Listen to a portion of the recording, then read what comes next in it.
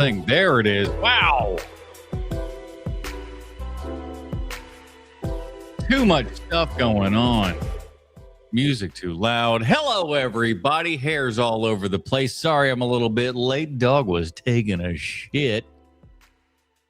Isn't that right, handsome? All right, give me 2 more seconds. I'm going to adjust his bed. I'm going to re-get a drink. We're going to talk about my little trip I did today. And yeah, man, we're going to get going. Hit that like and subscribe button. Happy birthday in the chat. Where's he at? Where's he at? There he is. There he is. I saw it earlier. Netta Wilson Nielsen. It's my birthday. Well, happy birthday to you. The 40th episode, sweet simoleons. We are getting in there, boys and girls, and appreciate you for coming in, hanging out. I got a boatload of material tonight. I don't know how great I'm going to be. I'm not going to lie to you. I just got out of seeing Lee Cronin's The Mummy in theaters. I went to. I got my nephew out of school early. And took him to go see a rated R film at the age of 12, which is probably pretty awesome when you think about it. We did like a little mini review in the car and stuff like that. So that review will be up tomorrow. Nothing big and fancy, but just a little bit of fun with me and a nephew there. Just talking a little bit about the new Mummy movie. And should it even be called a Mummy movie? We'll talk about that in that review and everything. So check out that. Hit the like and subscribe button, you dirty babies. Love you guys so much. Thank you for just coming out, just checking out the show. We put it out for a lot of effort, and we don't always see the highest of rewards for them. But anytime that any of you come out, say hello, say hi, do a comment, hit those like and subscribe buttons and everything, it makes a hell of a lot of difference, man. It makes me happy. We may not be on the top of the world, but we got you guys, and that's as much as I need at this moment. So I'm going to put together my hustle hat on right now. We're going to drink a little bit of caffeine. I'm going to try to get that back in my system because that movie, dude. That movie's like long as hell. I don't know what it was, but y'all gotta like starting to learn to cut things out of movies. It's getting too much. There's too much. The length of these movies is far too damn long. Cut 25 minutes out of that movie, and you know what? You'd have a quicker, easier, better movie. But I don't even know if it should be called a Mummy movie at all. But we'll get into that in the review and everything. And Bronson decides to eat now. Isn't that the best of the best? Well, let's get into it. I got a lot of. Oh man, I'm a little bit behind this evening. Like I said, we just got out of that movie, and it took forever to make it. All right, let's see if all of this stuff lines up correctly. No, it will not. Hold, please. Hold, please. Hold just a pleased moment. A pleased moment. Please, a moment.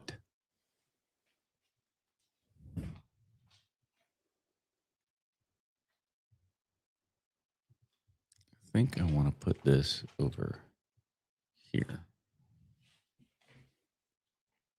It's tough to figure out because I'm like, I try to edit the stuff for later and everything and figure out where I want stuff. And I'm just like, where do I move things?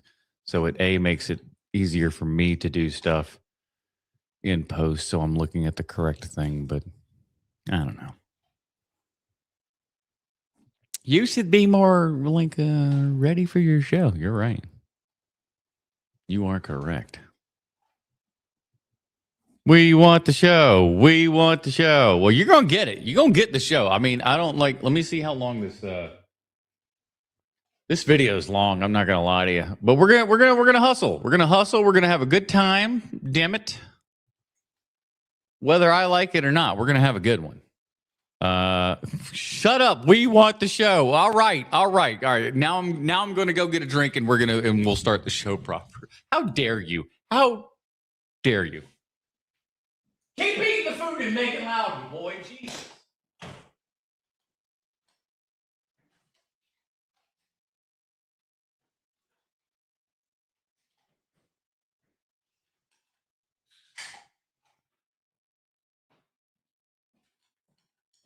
All right. There we go. Now we're set. Now we're ready. I should be more. Hold on, one more thing, because and you'll notice. I'll show you. I'll show you the difference between why I'm having to do this.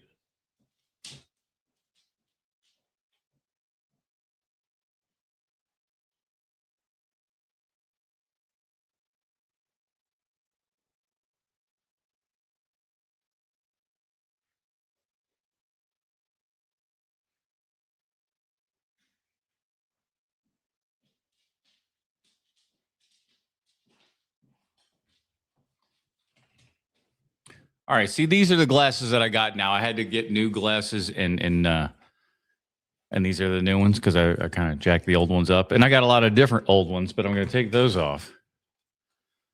Which one of these are? One of these has some less reflective crap on it, so you can actually, even as bad as my eyes are. Oh, Jesus, that's the worst pair.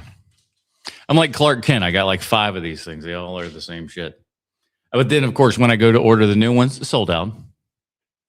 I don't know. All right, fucking A. We finally got some people in the chat here and everything. Let's rock and roll, ladies and gentlemen. TikTok Trash Tuesday, number 40. Let's roll.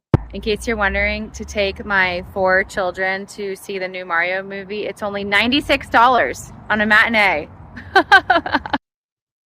Jesus. Yeah, we went to a quick early show today. Regular seats, regular theater. I think the tickets at Tuesday. It was a Tuesday, and I'll tell you what, Tuesday brings out the old people like no one else's business, boy, because it is Discount Tuesday, and those old people want to get that money's worth. They don't give a damn what they're even seeing. They are just in it to see a movie, and by God, they're going to. But we ended up seeing Lee Cronin's The Mummy. It was like the tickets were like $7 a piece, something along that neighborhood. And again, that's a Tuesday. But if you do, like, I think the drinks, and it was his birthday. It was his birthday celebration, my nephew. And so I was like, hey, he was like, large, medium drink, medium. I'm like, you upgrade that to a large, young man. This is your birthday celebration here. It was still like $30. And that's 2 people. So yeah, she's not wrong. And I keep saying it over and over and over every single week, but I will continue to ring that bell. If your theater price, if your ticket price and concession and a drink was $10 total Monday through Thursday, the amount of people that would end up back in movie theaters would go up exponentially. Exponentially. If a movie costs $10 to see and you got a popcorn and a drink out of it, people would start going to the movies again. You'd start taking gambles on movies that you may not necessarily think was, going to be something. But if it was, $5 for a ticket, you'd be like, hell yeah, give me some of that. You remember when there would be competitive horror movies in the theaters back in the day? You sons of bitches. Hold on. The glasses look good. They hide your lack of eyebrows quite well. Fuck you.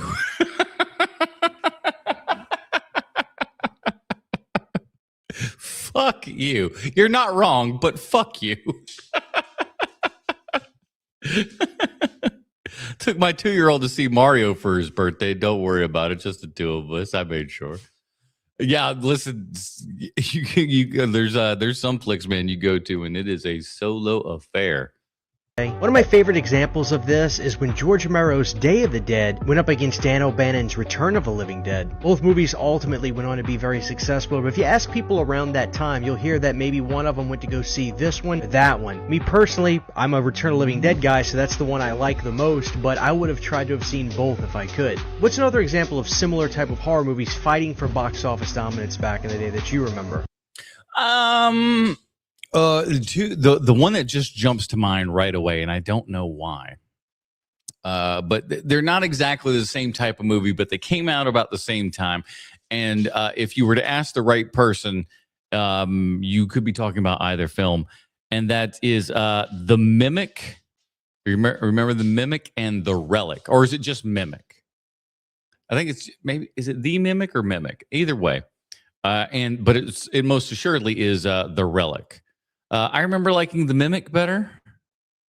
That's Del Toro, if memory serves. I'm turning through some archives here in the old brain sack. But we'll,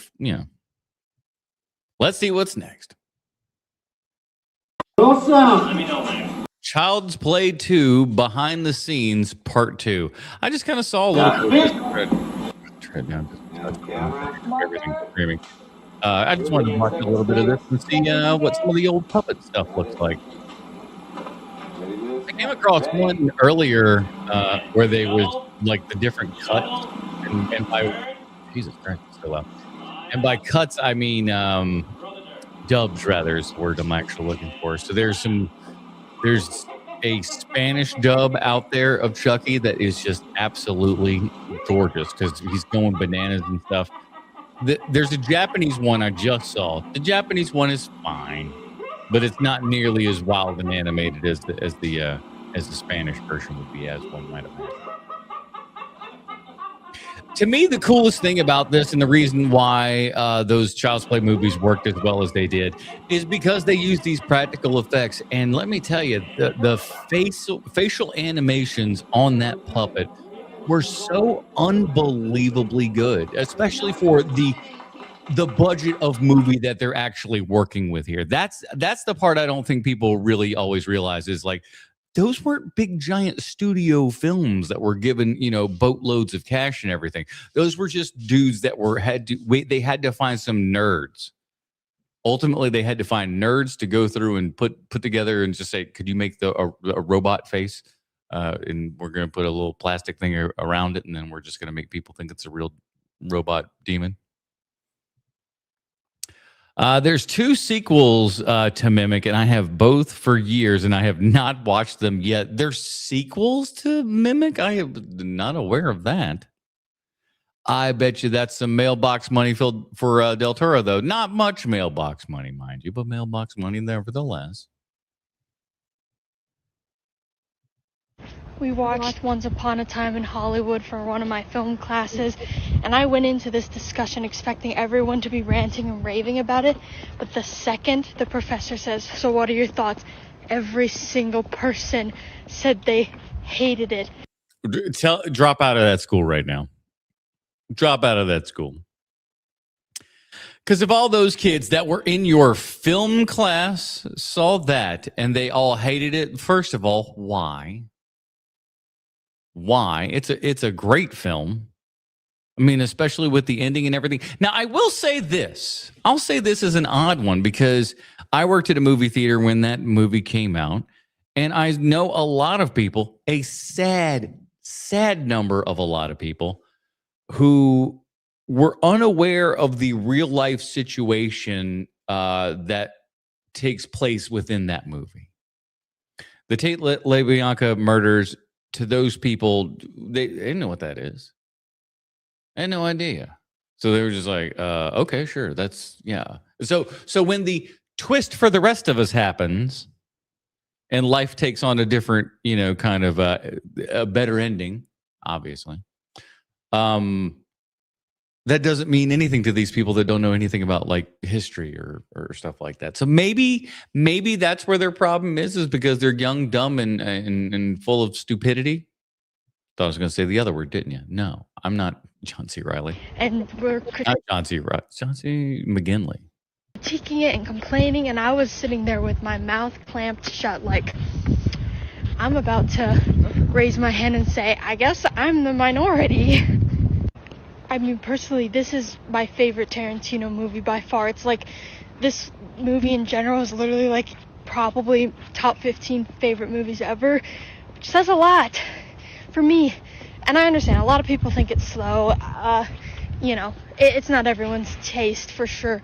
But I don't know, I really like it. And, stacked cast, and it's just like enjoyable. Here's the thing, though. Like, she says stacked cast, and like to a supposed degree and everything she's correct. But like, there's members of that cast that weren't like, big stars. Austin Butler was not the Austin Butler that we know today. I mean, even just a very, very short time ago in Once Upon a Time in Hollywood, like he'd been in stuff, but like he wasn't that household name as of yet. So like when he shows up as Tex Watson, people don't go like, oh shit, I know who that is. They think you don't know who that is because you own it, man. Well, the whole time, like, I don't know. And I've had to watch this before for like other classes in the past. So, and like everyone always like really liked it. So I was just like really surprised with the negativity it was getting. What can I say? It's never a dull moment when you're in a film class. Oh, that's a lie. I was in plenty of film classes that were dull and boring as dishwater, man. What are you talking about? There's plenty of dull and boring moments in film class. My screening of Once Upon a Time in Hollywood was the best because I was working at the movie theater. I specifically would close on Wednesday nights because at 12:01 a.m. on Thursday the keys would unlock and you could see the next week's movies.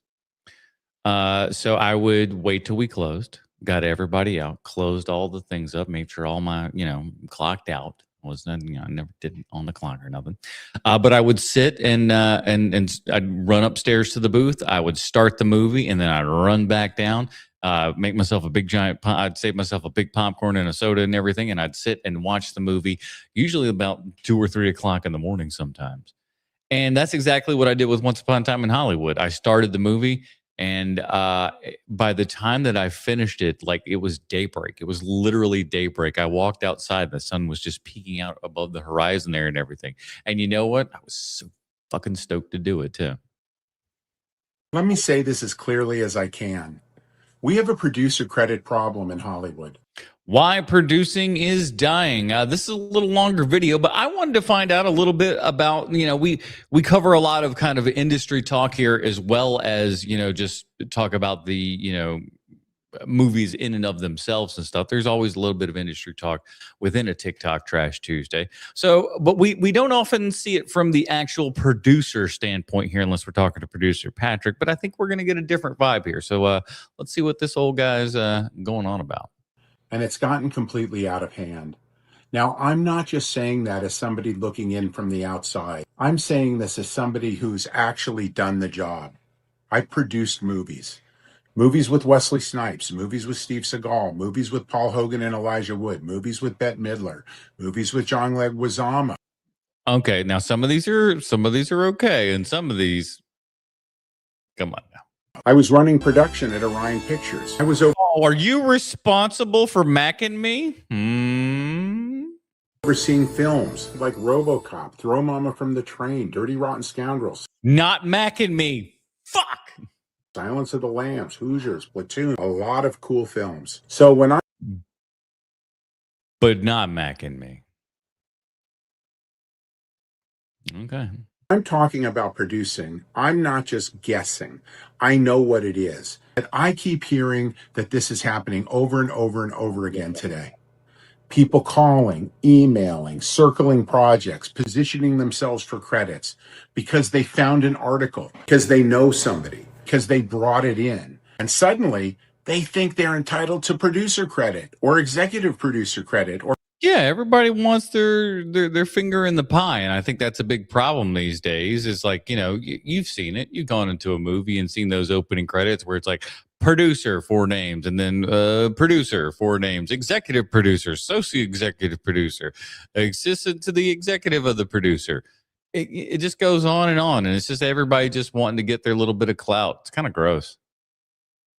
frankly, and paid, of course, and paid. It's like if you can add another little tick to your ledger there, why wouldn't you? Yeah, even co-producer credit. No, that's not how this works. It's not what the Academy thinks, that's not what the Producers Guild think, and that's not how any of it works. And that's not how any of this works. Say that bluntly. It's offensive.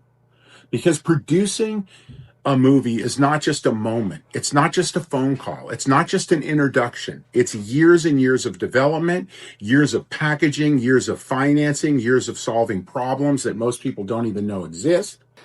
It's being there when everything goes wrong. Things go wrong.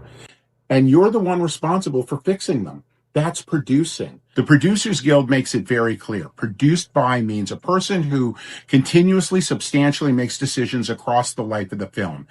The Academy, even stricter. Executive producer, co-producer, associate producer, those don't even qualify you for producing awards. Exactly. And that's like, I think there's a weird bit of those people that think that they're going to get those kinds of awards because they've got some sort of producer credit and be like, hey, When they're calling up the best picture winner and stuff, I get to get up there, right? No. Oh, come on. And the system knows the difference between producing and proximity. By the way, if you ever see the title associate executive producer on a movie, they actually taught us this in film school. They said this. They were like, if you see associate executive producer in a movie, go ahead and assume that person really didn't do anything. Go ahead and presume they didn't do nothing. Maybe they brought in a person or something like that, but they ain't doing nothing. But somewhere along the way, we stopped enforcing that distinction. And now everybody wants a title. Everybody wants a credit. Everybody wants to stand next to something they didn't actually build. And that's the universe we're in today. Because where everybody is just a producer, nobody is. The title... Oh, you went Incredibles on his ass. If everybody's a producer, nobody's a producer. And that's why I say you, ladies and gentlemen, are actually the producers of this show in one way, shape, or form. Whether it be your eyeballs, your likes, your comments, and all of that stuff helps bring this show to other people. And ultimately, at the end of the day, isn't that what producers do? They're helping produce this extra content. When I see, little, things like Always Bet on Flipper, that's adding value to this here program. What do you think, MVD, and all the other kind dirty babies out there? Hit that like, subscribe button. Hit the hype button, damn it. Loses meaning. The people who actually do the job, they get lumped in with people who didn't. So let's draw a very simple line. If you found material, great. That matters. If you brought in an intellectual property, great. That matters. If you made an introduction, great. That matters. But that does not automatically make you the producer of the movie. It just doesn't. Producing means responsibility. It means accountability. It means stayed with the project from the beginning. And if you're a co-producer, you're accountability buddy. Through the chaos, all the way to the finish line. Right now, we're confusing access and authority. Yeah, I get a little worked up about this because I've done it. I've lived it, and I've seen what can actually happen and what it takes. If we want this business to have any credibility left, how it credits people, we need to tighten this up. Listen, not for nothing. I sure he's right. You've heard me. I don't disagree with the take and everything. But that's like eighth on the list. You know what I'm saying? Getting budgets down is numero uno. You got to get budgets down. You have to stop making movies for such ungodly amounts of money that will never, ever, ever break even. And they won't. You got to stop it. You got to take your egos out of this. This is the most impossible thing for anyone in Hollywood to do, but you have to take your ego out of this. Take a pay cut and be the artist that you pretend to be at dinner parties. Be an actual fucking artist. Real standards, real accountability, real respect for people doing the work. Because producer should be something you say and not something you ask for. It should be something you earn. Don't forget to sign up for my YouTube page, Longer Lesson, The Family Business. Beverly Hills Content Studio. There's a phone number for you, just in case you want to know. Hell, I have an associate producer credit on a video game. Yeah, I put in a little bit of money towards it. That's about it. Yep. And that's all it takes, ladies and gentlemen, is just, you give some people money and you are ultimately producers. Hold on. For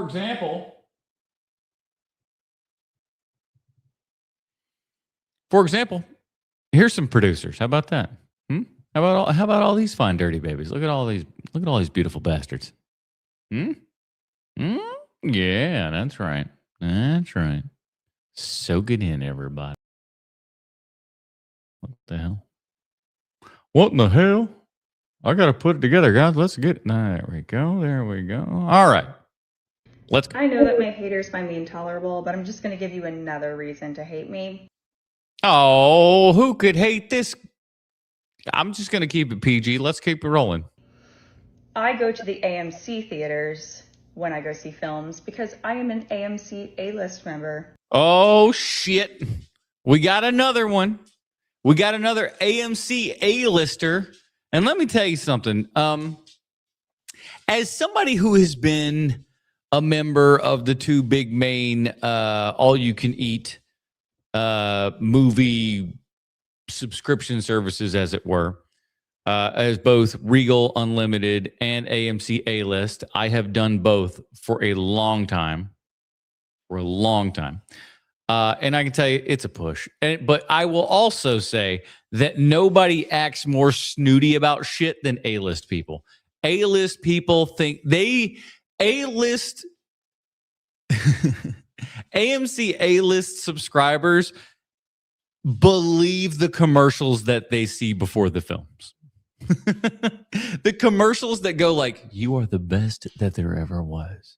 It is because of you and the heartless, selfless things that you do for people by going to the cinema and branching out into the world." Like they just kiss their ass. Unbelievable. It's just so bad. You said all you could eat while look. Hey, shut up now. I love going to see movies at AMC because they also announce in the previews a big thank you to their... I told you. What did I just tell you? I told you they're narcissists. All the AMC A-list people are narcissists. They hear, and I've seen it. Now that she's talking about it, I even remember seeing TikTok videos of it, of when they go through and they have all the, "Ladies and gentlemen, we would like to thank our AMC A-list members." I seen motherfuckers standing up and like giving like Mussolini in front of everybody, just going like, "Yes, that's right. It is I. 'Tis I, one of the A-list members. You're welcome. You're welcome. You're welcome." That's what these cats, they think that their life is like that. I don't know what it is. Something about the subliminal messages and stuff inside of AMC. You guys are falling for it, hook, line, and sinker. And there's something about me that, kind of likes it, because it's like you guys have that like childhood whimsy, I once thought I was Batman in 1989. You know what I'm saying? A-list members, of which I bow, wave around, and embarrass whomever I... Oh my God, she just said, oh, geez. Oh boy. Wow. I'm with. And then when Nicole Kidman comes on the screen to tell us that her... It's the worst thing ever. I hate the Nicole Kidman ad in the AMC. It's gotta go. And why is listen, I don't mind. I don't mind the trailers. I don't even mind the pre-show stuff. I don't even mind that because I don't show up for it. So it doesn't bother me. But the AMC showing 4 advertisements for AMC while you are currently in an AMC is ridiculous. By the way, come to AMC. Motherfucker, we're here. We're here now. Why are you telling me to come back to the movies? I'm already here. Just say enjoy the show and roll the friggin' film. Break feels good in a place like this. I cheer and yell out, "That's my girl." Oh, God. Listen. I'll tell you right now. Deal breaker. Nope. I wash my hands. Even in the dire situations with which I am currently in, I would wash my hands of this situation and save myself the grief. I try to see as many movies as possible every month. I tell you what, God bless the AMC Stubbs members. They're quite the group. Or A-list. I don't want to say Stubbs. Stubbs is just the regular shit. Well, if Nicole Kidman says I'm a great person, then I would be a shill for a corporation. Yeah, exactly. I think because Nicole Kidman has been around, in these stupid AMC ads for as long as they have, it is just some sort of, Pavlovian response that these guys have to it. What are the best and worst movies in the following horror franchises? Okay, all right. This should be fun. It should be fun. All right, best and worst in the franchises. What do you think? Let me know if you agree or disagree in the comments, because I know you will. In terms of Friday the 13th, I think this franchise peaked with Final Chapter. The best story, the best skills, and overall just a I think so. I think most people would probably agree with that statement. great slasher. And if we're talking the worst of Friday the 13th, Jason Takes Manhattan. No. It's either Jason Takes Manhattan or Jason X. Jason X is pretty bad. Jason X has only like one redeeming kill in it. While I don't outwardly hate this one, I think New Blood is the worst. This is the quote-unquote New Blood is the worst. New Blood is fucking awesome, bro. The telekinesis girl, it's so rad. There's so much cool stuff that happens. It's just like we just kind of go off the rails. We just go, who gives a shit? And then when Jason has his mask off, he's got the demon faces. It's so cool, dude. I love that one. quote Carrie versus Jason entry. Love it. That showdown is simply not worth the buildup. Well, probably not, but still. In terms of Nightmare on Elm Street, I think the best. Ooh, okay. Obviously, okay. Comes to the best Nightmare, I think the majority of people out there are going to go Dream Warrior, right? Everybody's going to say Dream Warrior. And to a degree, I think they're right. One could easily argue the first one. No one's arguing 2. Certainly no one's arguing 4 or 5 or 6 for that matter. Someone could argue 7, but we know that's not true. So really it comes down to 1 and 3. Ultimately, just because there's more stuff going on, I feel like I got to go with 3. I know the Wes Craven fans and even the big giant Nightmare on Elm Street, Wes Craven and Robert Englund signed poster that is just to my right here. Even with that, I think I'm going to go Friday the 13th, or excuse me, Nightmare on Elm Street Part 3. As far as the worst one goes, what's the one where they go with the comic book thingy? Is that 4? Is that 4? What's the one where they go in the video game? That's the worst one. Where like Freddy's like playing on a Nintendo controller or some shit. Whatever that one is, that's the worst one. I try not to even watch that stuff, man. I love what Rennie Harlan does in 4. Love. I got to rewatch 4 again. I got to rewatch it. I just, come on. Sometimes. I'm not going to get into it. That's a whole nother. I almost started another 20-minute rant. You're welcome. Overall entry is Dream Warriors. Even better than the original. I think it's true. Like when you really kind of break it down, Dream Warriors is probably just the best one. In terms of the worst entry, I would easily go with the Nightmare on Elm Street remake. Oh, well, if we're counting that, then fucking get it to the head of the line. I didn't know we were counting that. But if you don't consider this part of the franchise, which I initially didn't. As much as I come to the defense of Freddy's Dead, it's easily down there at the bottom. Thank you. Correct. Hellraiser is both the easiest and hardest question on this list. Oh, he's correct. The best Hellraiser is obviously the first one. The worst one is throw a dart. Because the first one is... I haven't seen it. I've only seen Hellraiser 1 and 2. Those are the only ones. I could not do more. I can't handle the goofy punk girl in 3. So dumb. Oh, what are you talking about? She's like, yeah, I'm a real badass. It's the most cringe part of all of it. But then again, Kincaid jumping up and being like, I'm not crippled anymore. I don't care. In my dreams, I'm beautiful and bad. No, you're a damn joke. Her hair's so high. It's great. It's so corny. But I love how like that's like her alter ego and stuff. It's just a girl with switchblades. It's like dream big, sweetheart. Easily the best, but pick your goddamn poison for the worst. That's what I'm saying. They're all bad. Two's bad. 2 is bad. And I hear people go like, oh, 2's pretty good.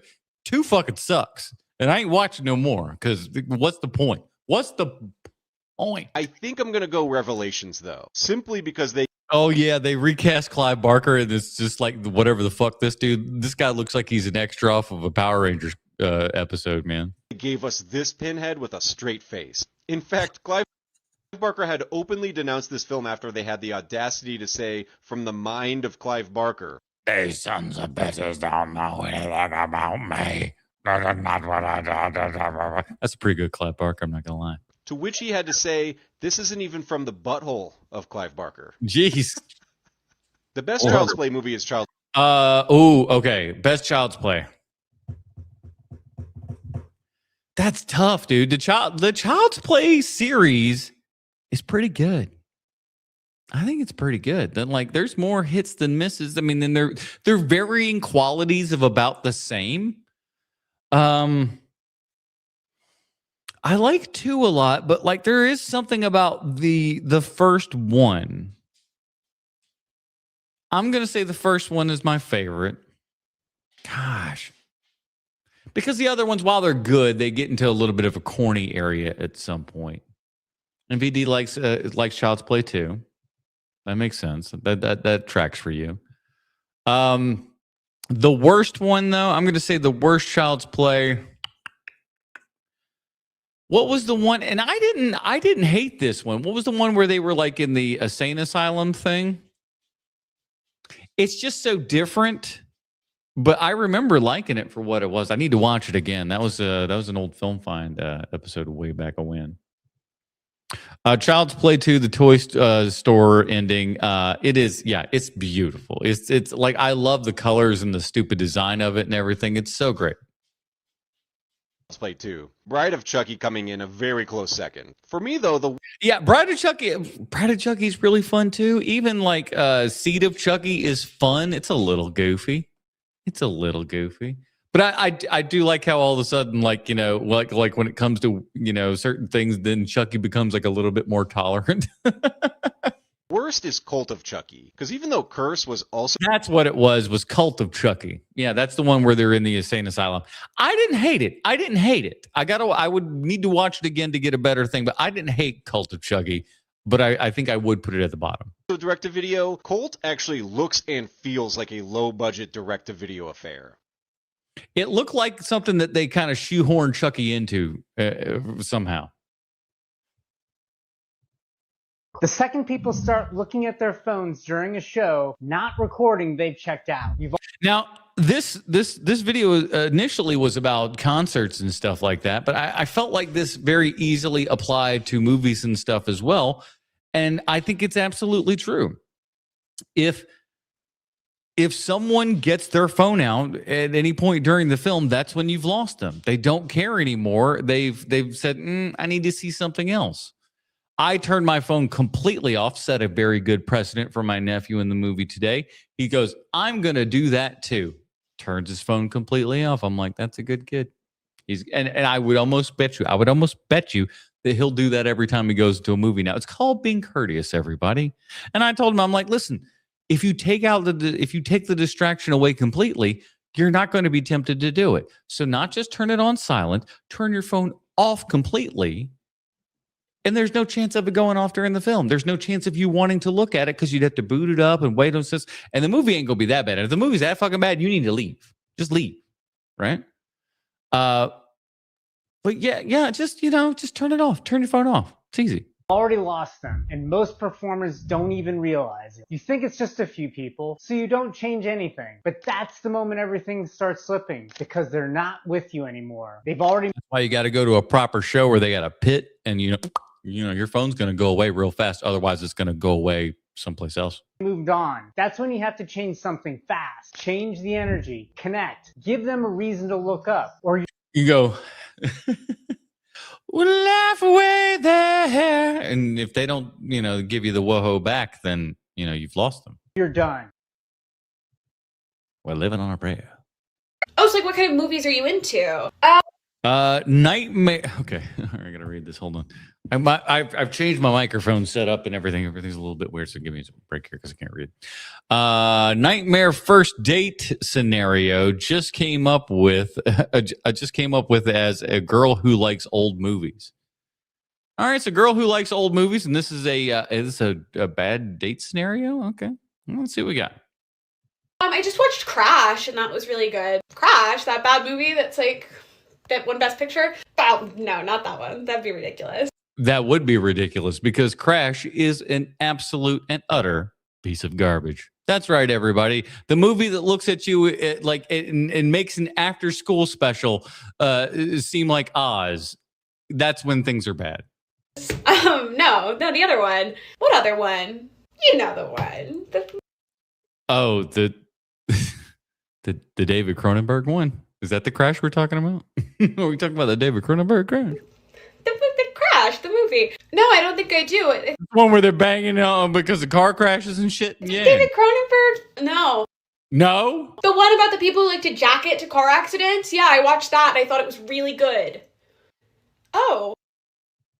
Oh, no, she was. I was like, I thought she said no, that was but okay, yeah, exactly. Yeah, you were talking about that. Then let me tell you something, kids. Don't pull out David Cronenberg's Crash in mixed company. It's a tip from Adam. Take it to the bank. Just saw Fight Club for the first time, and all I'm going to say is any movie a film bro can enjoy, I can enjoy 10 times. Sure you can. Who says you can't?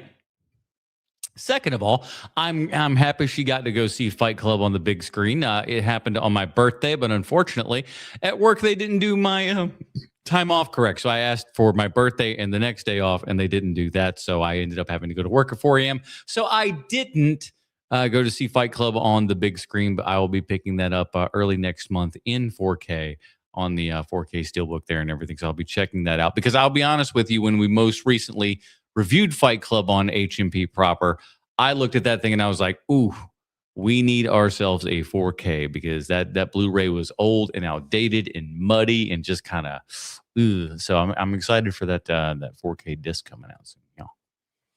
Car crashes as stand-ins for orgasms. How dull. I expect strange things from Cronenberg. It's enough. It's enough. But I always like, at this point though, with Cronenberg, I'm like, okay, I get it. You like weird sex stuff. Cool.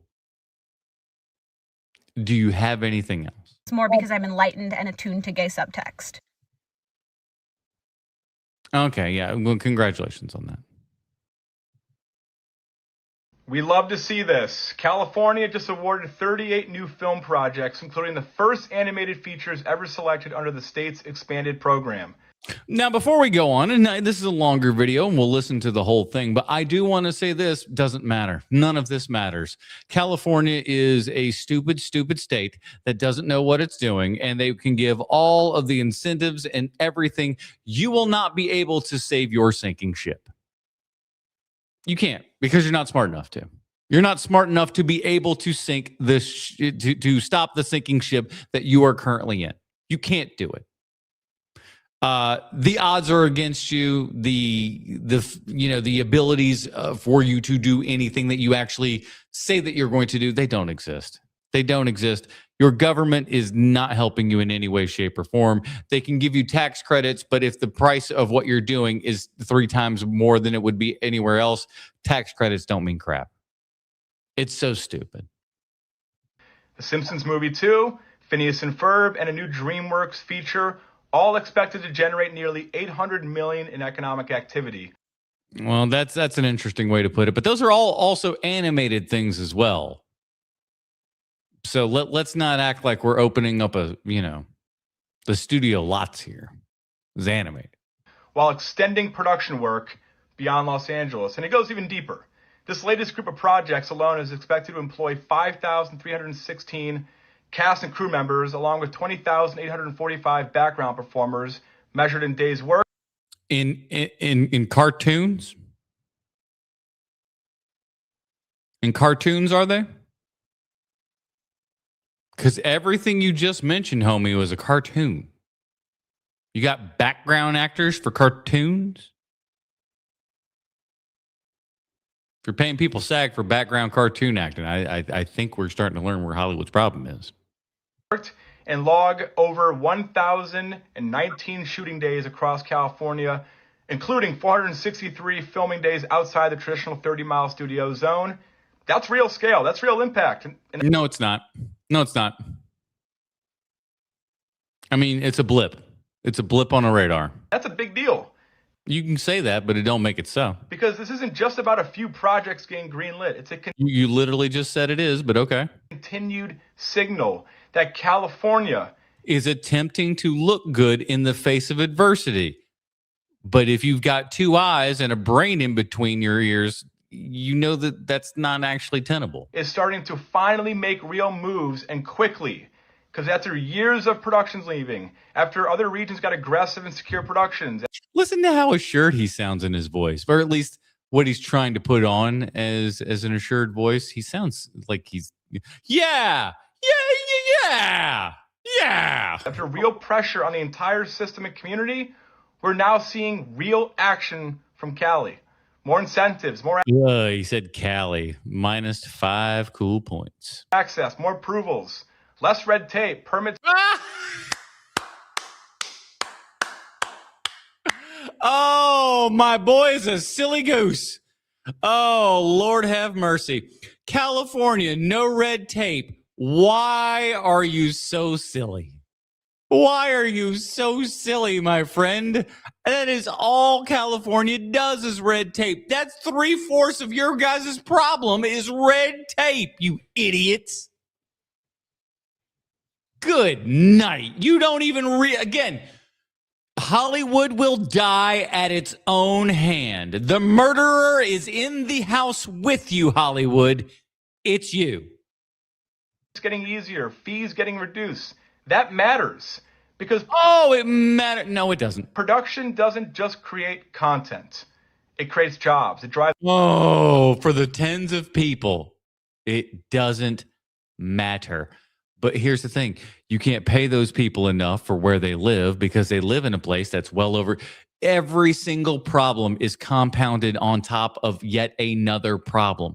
Hollywood is stupid. Local economies. It builds long-term infrastructure. And your phone is ringing, homie. And when that machine starts turning again, everything starts to move. No, it won't. We hear this all the time. Hey, we got approved for 5 more things. We're going to really kill it.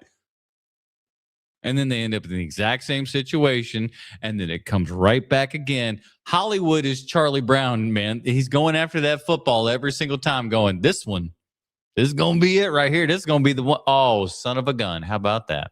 Studios lean in. Talent follows. Capital shows up. More projects get made. This is like his version of what you call it, The Secret, where you write up on your vision board here of all the things that you want to accomplish. That's what this is. This is this man's vision board. Ain't none of this shit going to happen, but you can wish it. It's cute. Scale. That's how momentum comes back. And yes, there's still a long way to go. But these are you ain't just whistling Dixie, bub. Real steps in the right direction. Now it's about keeping the foot on the gas. Right? We got to keep. But unfortunately, the car is aimed at a wall. Sorry, Hollywood. You're just stupid. Keep innovating. Keep pushing. Innovating? You just said, here's 5 things that are shooting here, and they're all shit that we already know. What an innovation. They're doing the same crap. I wonder how good it'll do. Keep expanding. Keep investing. Because this isn't a zero. Because somebody's got to, right? Terrible. Some game. The next wave of your phone's ringing, you son of a bitch. Stop your TikTok and pick it up. Your mama wants to talk to you and say, you're embarrassing us out here on the TikTok with this shit. Production is going to be big, it's going to move fast, and it's going to be global, which means multiple territories can win at the same time. There's simply too much demand coming. No, there's not. There's literally less demand than there ever has been. And the reason why there's less demand, and we know this, is because there's 8 gajillion fucking things out there, and they're all being canceled. They're all being canceled. Nobody's doing these things anymore because we are moving away from all of your crap, dude. It's over. It's over. Pack it up. You had a good 100-year run. But it's done. But the cool thing is, too, though, is that, like, we got movies now. We got movies. Like I said, we got 100 years worth of cinema. You can watch a brand new movie every day from now until the time that you die, and you won't even touch a hair on the head of how much movies that are out there for your consumption. So we'll be fine. You guys won't be fine, but we'll be fine. We'll be A-okay. It's real across streaming, studios, right? Independent film. He's going on for so long, I think he's trying to convince himself. Brand-backed entertainment, creator-led Listen, I just want to be part of the party, okay? content, microdramas.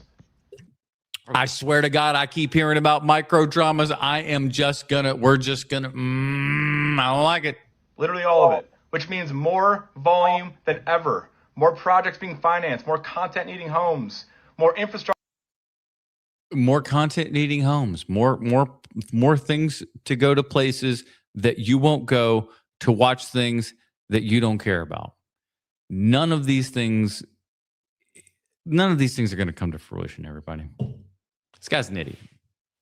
Hollywood is stupid. They don't know what they're doing. And this guy's proof. Listen to how excited he is over, somebody just trying to make a good headline. Structure required everywhere. The takeaway here and this is it's simple.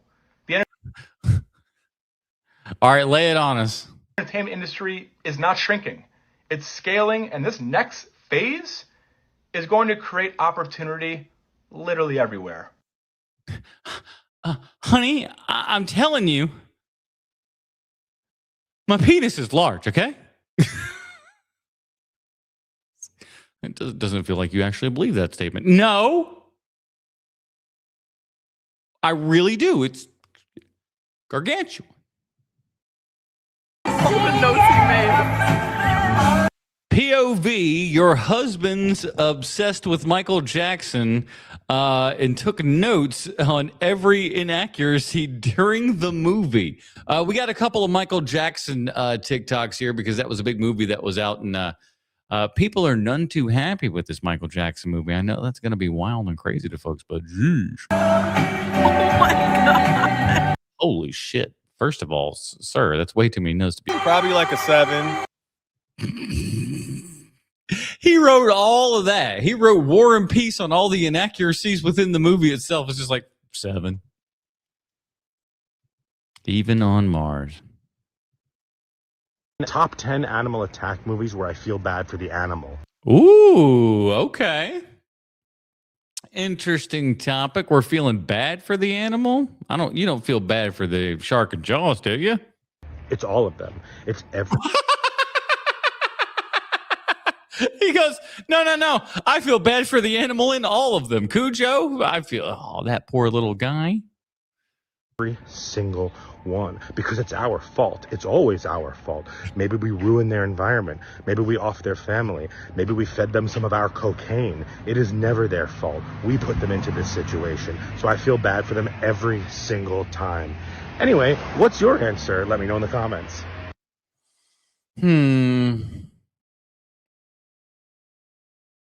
I tell you, when they blew up that shark at the end of Jaws, hell yeah, dude! It's one of the best moments in all of human history, man. Does Man's Best Friend from 1993 count? It might, and it's still a set. Yeah, exactly. It's still a 7 when he's just like, "Hey, these are all awful." We got more Michael Jackson ones. Don't worry. Oh fuck me! I accidentally hit the little thingamajigger. All right, hold on. Come on, baby. Don't, that son of a bitch. Yeah, listen, damn it. It's so long, and that's what she said. Anyway, what's your answer? Let me know in the comments. All right, we'll do a little reset, everybody. Marley and me, I felt I felt for the dog having to be around Owen Wilson for his entire life. Hey, what's going on, dog? I gonna go and pet him on his head? Yeah, I like that. I haven't done Owen Wilson working with dogs. I haven't gone through that impression. All I can do is go, wow, that one I can hit. Well, there's been a pretty loud discourse online over the last couple of days on what does qualify as a true cinephile and who's. Ooh, true cinephile versus fake cinephile. Now the top one here is your letterbox, right? I want to see what my letterbox looks like. Hold on. I'm going to sign into this account here. and we're gonna see it because I think mine probably looks a little bit more like the true cinephile here on the right. I'm definitely more in the Blu-ray, 4K, DVD, VHS camp, to be sure. Netflix, all the streaming and all that kind of bad stuff. I agree. That's all crud. Come on, Letterbox. All right. We'll let him talk, and I'll pull up this Letterbox here. A fake, and I think it's more all-encompassing than what people are leading on, because the definition of cinephile is just somebody who likes movies.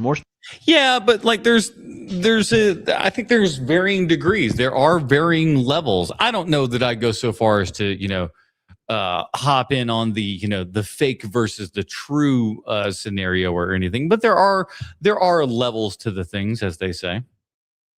Specifically, someone who likes going to the movies. And times are tough. People get busy. If you can only handle going on your couch after work and watching a movie on Netflix or watching a Blu-ray. I mean, no one's saying no one's. I mean, I'm sure there's somebody, but for the most part, people are not saying that just sitting on your couch and watching a movie. You see it right there. There's Blu-rays and 4Ks, and then there's streaming. So there are differences within those things. So yeah, again. One is not necessarily, I can say one's better than the other for sure. I don't know. Right. That still counts as a cinema lover. I have a personal goal this year to watch 200 movies, and let me tell you, not all of them have been 5-star classics. Some of them have been outright disasters of a movie, but I don't think that makes me any less of a cinephile. As a matter of fact, I think it actually makes me more of a cinephile because I gave it a chance. So wherever you fall on this political compass for... All right, let me pull up my stuff here. Here come the reviews. Let me see where I can find kind of there it is. All right, I haven't rated some in a while, but like that's what my I'd say that's now you got to remember this. Okay, that's right on. Yeah, it's closer to the true cinephile, I suppose there. And by the way, that's 2,500 titles, just so you know. So it's not like I watch 100 films or something. There's a lot in there, and probably more to come in the future. Let's raise the desk a little, shall we? All right, there we go. Now we're cooking with grease. What do you want, dog? More pets? Here's a pet for you, okay? The dog always wants pets. By physical media, when you let's try our sentences again like adults. By physical media, so when you die, those movies are A, passed on to people who will enjoy them, or B, left behind for other people to deal with. It depends on how you feel about the people in your life. That's true. For cinephiles, don't let other people online tell you how to feel. Don't let other people online tell you that you are or are not a true fan. Because I think at the end of the day, don't let other people say that, but you can say it about other people. I'll say that. We can all agree that movies make our lives better. And if we can't agree on that, maybe they're the fakes. Yeah, okay. All right, what's next? Stanley Kubrick's Shining is better than Stephen King's book. I haven't read the book completely. I started to, but like at the same time too, it was also kind of a lot like, it's tough for me to like read a book like that when you kind of know where everything is going. So it's, it's a little anticlimactic that way, I suppose. But Kubrick's movie, the problem with The Shining, as far as the Kubrick's movie really goes, is Jack Nicholson's performance is terrible. And I know a lot of people are going to be like, it's so great. He's so like, he goes into utter madness and blah, blah, blah, blah. The problem is he's crazy from frame one. What's supposed to happen is the Overlook is supposed to make Jack Torrance go a little bit bananas. That's the whole point. But when you see them driving in the Volkswagen at the beginning of the movie, going in, he's nuts. He's crazy. I'm telling you, Danny, we're going on and it's going to be a really great time. Am I doing a little cocaine right now? Maybe. But that's what it is. He's crazy from the get-go. So it's not like, it's who cares, you know? Don't pull out your neck beard. I love the book. I love the king. But come on. Here's Johnny. There's moments like that moment is fantastic. But like, again, If you're crazy from frame one, you haven't moved the needle. You've just been crazy the entire time. And don't get me started on the miniseries, which may be closer to what happens in the book. Right. It is closer to what happens in the book as far as from what I ended up reading. Like I said, I didn't finish it again because I felt like I'd kind of seen it because I'd seen the miniseries with that Stephen King himself said is closer to what he wrote. And again, at least within the confines of that miniseries and everything, you see the Steven Weber version of Jack go through it. He goes from being a normal person who, like, when he's walking into the Overlook and everything, he's just like, he's a regular guy who just wants to, write his new book and stuff like that. It's a believable, good performance. And so when things, and now, is it as wild and crazy and as abrupt and all the things that Kubrick's film is? No, because it was a made for ABC film, made for ABC television film versus a rated R Warner Brothers feature, right? So yeah, there's going to be a little bit of a difference, but I'll go to bat. I'll go to bat for the miniseries just on account of it actually follows, a character arc, as wild as and crazy as that seems. But it doesn't make it a better movie. And I know somebody. Yeah, exactly. It's not great. It's not great. It's not as good, and you can't, you can't recreate, fire like that. Somebody out there is going to be like, well, it's a better adaptation, and I'm like, who gives a shit? Why? What is this obsession with wanting to watch a beat by beat reenactment of everything that happens in a book? They're two different mediums. They're two different modalities. Yeah, but again, you still need to have Jack Torrance go from being a regular person to being driven insane by the Overlook, and he's crazy from the get-go. Ergo, there's no, and it falls apart that way. Movies are and if you can't have that, everything else falls apart, and that's sad. About images evoking feelings. They're about emotions. This is why something like a movie version of James Joyce's Ulysses is just foolish. Ulysses is a nothing opens up a turtle like Leon Uris. Book about books. It's about every work of literature up to that point. It's about the narrator and the inner monologue and getting confused between the two. It's supposed to be a historical document of the city of Dublin. It's not just two guys walking around for 2 hours. I mean, come on. Shut your eyes and see. And I've read a few of the. Sometimes there are those movies though, right? Like, oh my God, so many cinephiles will talk about the 400 Blows. The 400 Blows is just a wank fest. It's bad. And it's just like, it's like kids, there's no kid that acts like that. He's like, oh, that was based on me. Bullshit. Oz books, like the first three. And it's like, I don't care. You can't tell me The Wizard of Oz would be better if it was closer to the book. Who's read The Wizard of Oz as a book? I'm sure I know it exists, but who's done it? This is a perfect movie. Nothing but love to Stephen King, but like I read a Stephen King book and then I'm done. I move on. A movie by somebody like Kubrick or David Lynch, I'm going to keep coming back to it and keep watching it. But Eraserhead is something that you can kind of come back and keep watching because there's layers and weird stuff to it, and then you can kind of interpret and do your own thing. Kubrick's The Shining is very just kind of straightforward and frankly generic in a lot of ways. There's an artist giving you an image and making you ask the question, why? Why is that what they're showing me at this moment? What am I feeling looking at this? But, look, if you want to read a book, read a book. Just don't do it in a movie theater. You can't. It's too dark. Hey, listen, I've seen people do it. I've seen people try to read at the movies. Wow. Come with me as I continue my series on pretending my local library is a blockbuster. All right, Pat is back for another blockbuster, library as your blockbuster.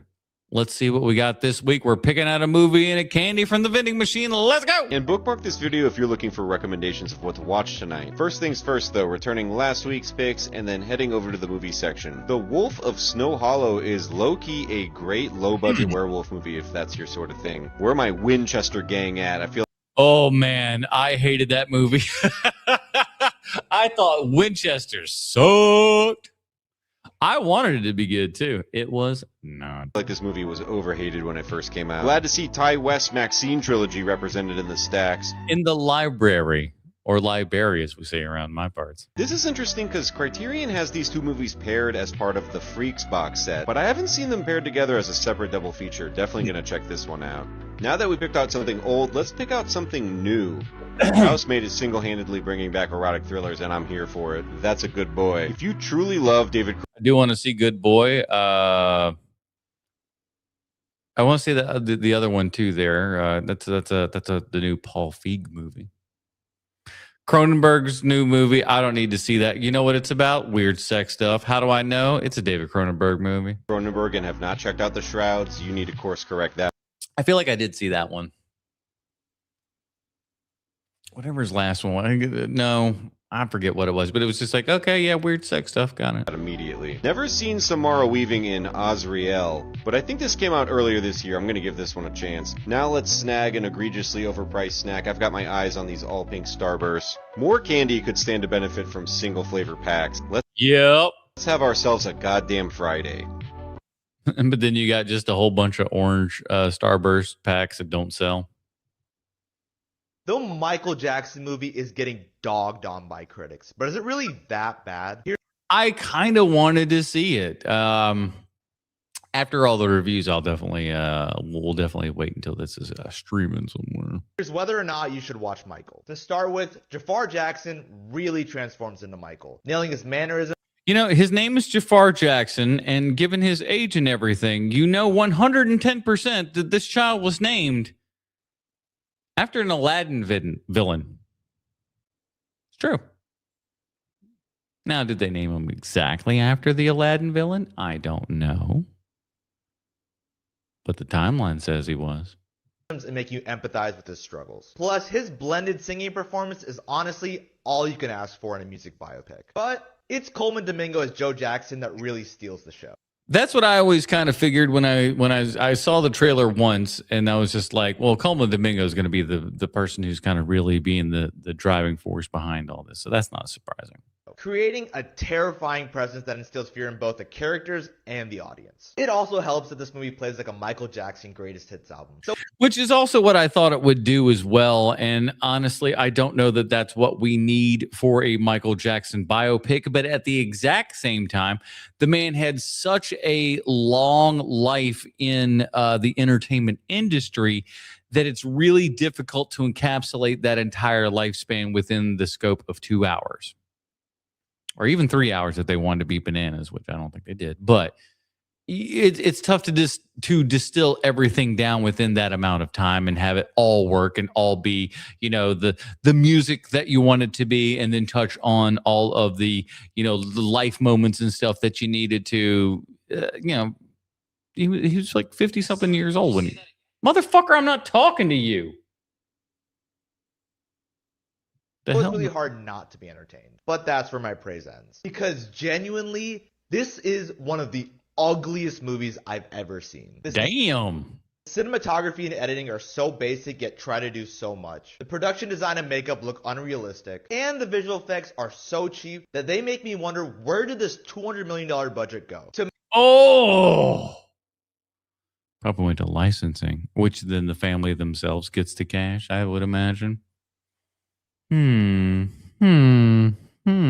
make matters worse, the story is just bad. It's basically a linear, surface level reading of Michael's Wikipedia page from his childhood all the way to the end of the Thriller era. That tries to jam in way too much without any depth, making it very obvious that Jackson. See, exactly. It's like they get it from his, from the beginning all the way up to Thriller, and it's like that's not even at the halfway point. And you still like again, he's even saying like even with that at the halfway point of his life there and everything, you still can't cover it in that amount of time. The family had their fingerprints on making this movie. Sure, most of MJ's controversies will likely happen in part 2. So I could be proven wrong that Jackson family gave this team the greater liberty to tell the story they wanted. But if the sequel is anything like this one, it's clear they just want to milk money off fans instead of telling a real story. I give Michael a 4.8 out of 10. And my rating pretty much solidifies why. I'm going to see something here. Because I need to know. Inquiring minds want to know. Box Office Mojo. What has Michael made in total? Oof. Oh, I don't like to see that. Wow. Unexpected. Domestic run right now for Michael is $104 million with a worldwide gross of 226. Dare I say it, Michael might actually get that sequel. I don't know how that's going to work because things don't end well for Mike, you know?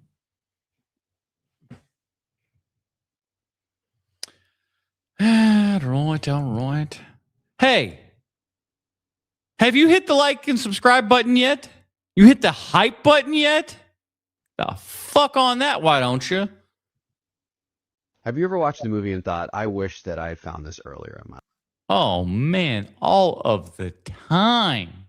life? It's Friday, so we're going to do a Friday It's Friday, but not really. It's Tuesday. 5, and that's exactly what we're going to talk about today. A few years ago, when I set out to start watching more movies, that was actually a big motivator for me. There were some major movies that I had just never seen. I had never watched Forrest Gump. I had never seen Jurassic Park. Oh, wow. And I will say this to people. If you have, and I know you do, if you have a list of movies that you haven't seen that are just kind of like these monumental things, make yourself an actual list, a physical list. Keep it around you. Keep it where you watch TV and stuff.